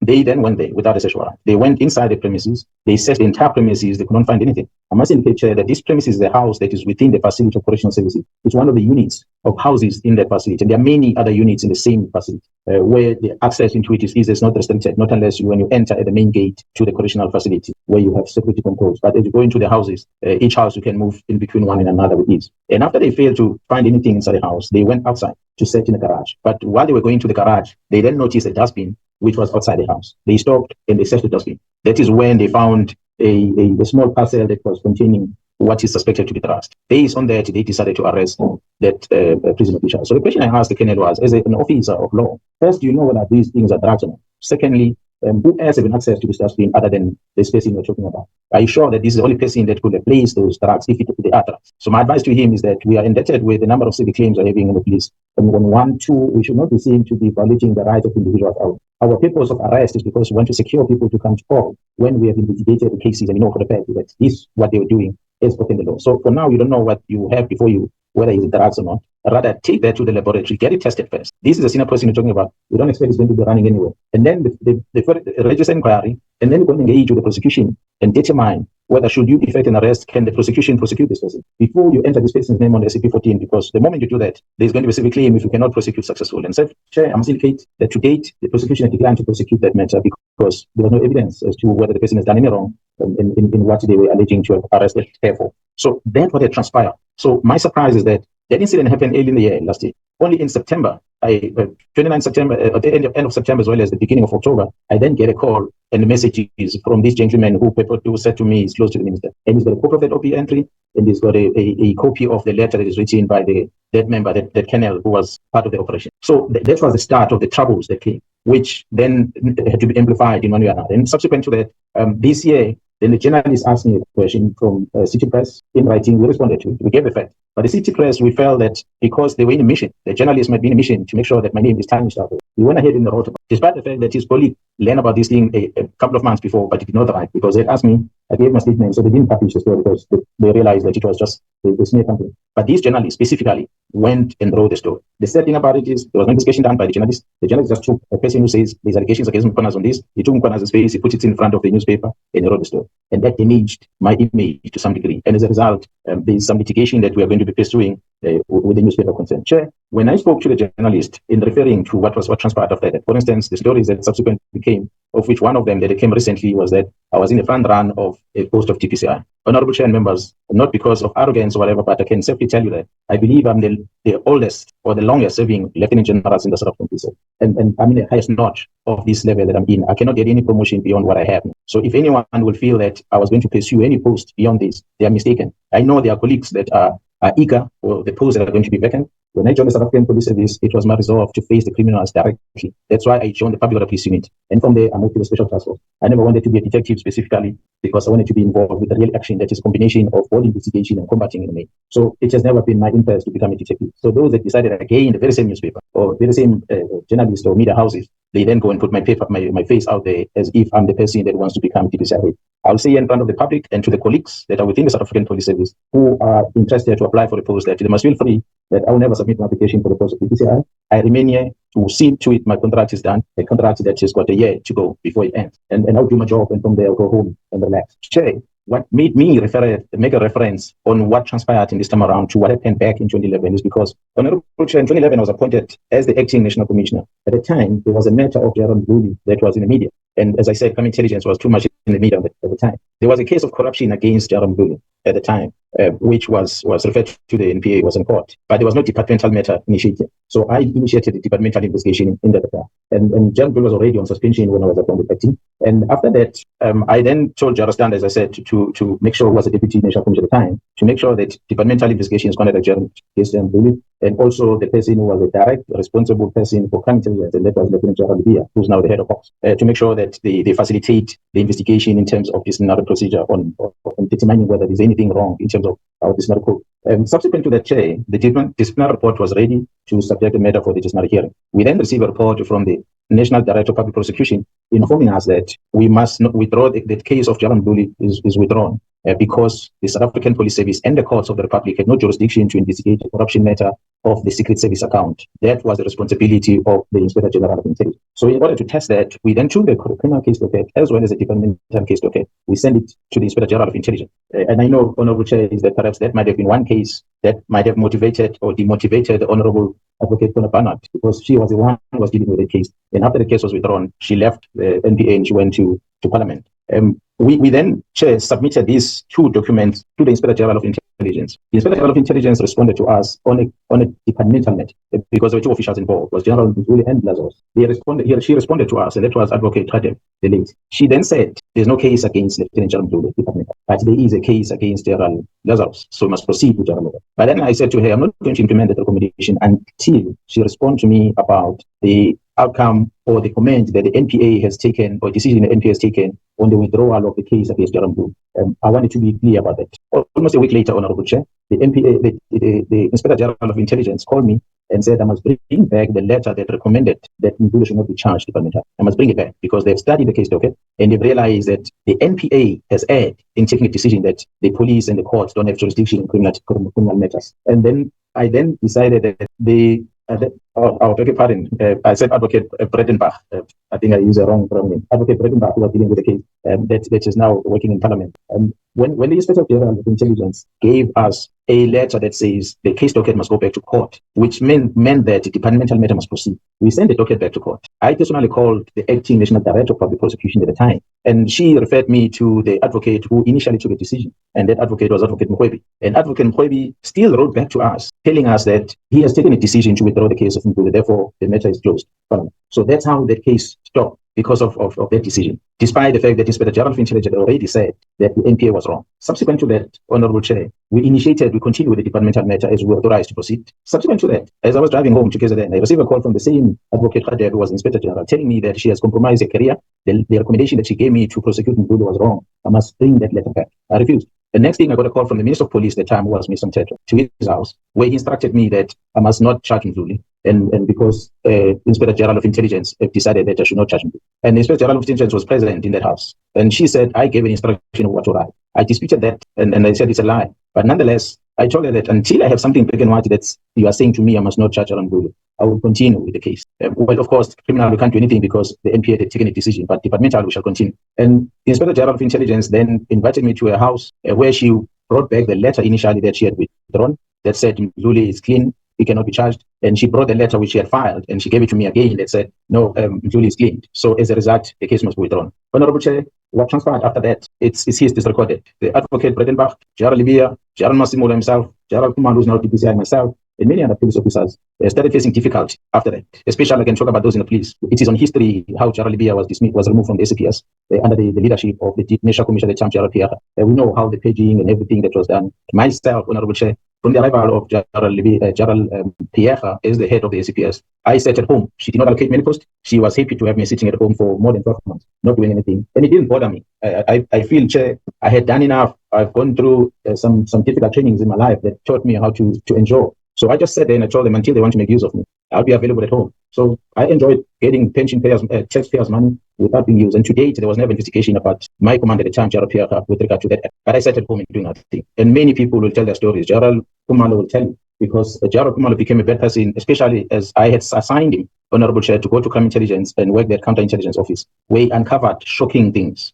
which today is still uncovering within counterintelligence. The National Commissioner at the time was a Deputy National Commissioner of Police. He was deployed by myself to go and work at counterintelligence as an acting Divisional Commissioner there. He himself, he knows the bad things that were happening at counterintelligence. So counterintelligence has always been in the bad light to date. And we know that the members that are working there, if they're not getting their ways, and if you want to tighten up the screws, you want to lock up the ease of access to the resources of intelligence, the only response they know is to go and tarnish your image in the public space. So, Chair, I don't want to be long, but I want to indicate that I've been there before, and we've been there before. That's why even to date, the National Commissioner, myself, General Kumalo, still regarded as the bad ones. It was no surprise, Honorable Chair and members, when I heard from the media asking me about the letter to withdraw the political casting. I just laughed it off because Section 207 gave me a mandate and responsibility to do policing in this program. Now, if there's an instruction that is going to interfere with operations of the South African Police Service, for me, it will be perceived as a defeating edge of justice. So therefore, I'll need to put very close attention on that. And because I wondered what would have informed I thought the National Commission was on leave at the time when the letter was written, allegedly, and he didn't know anything about it. But there was an instruction, and assumingly now we heard today that it was a directive because I had not received it as a provincial commission. When the provincial management had asked me about it, the provincial leadership executive,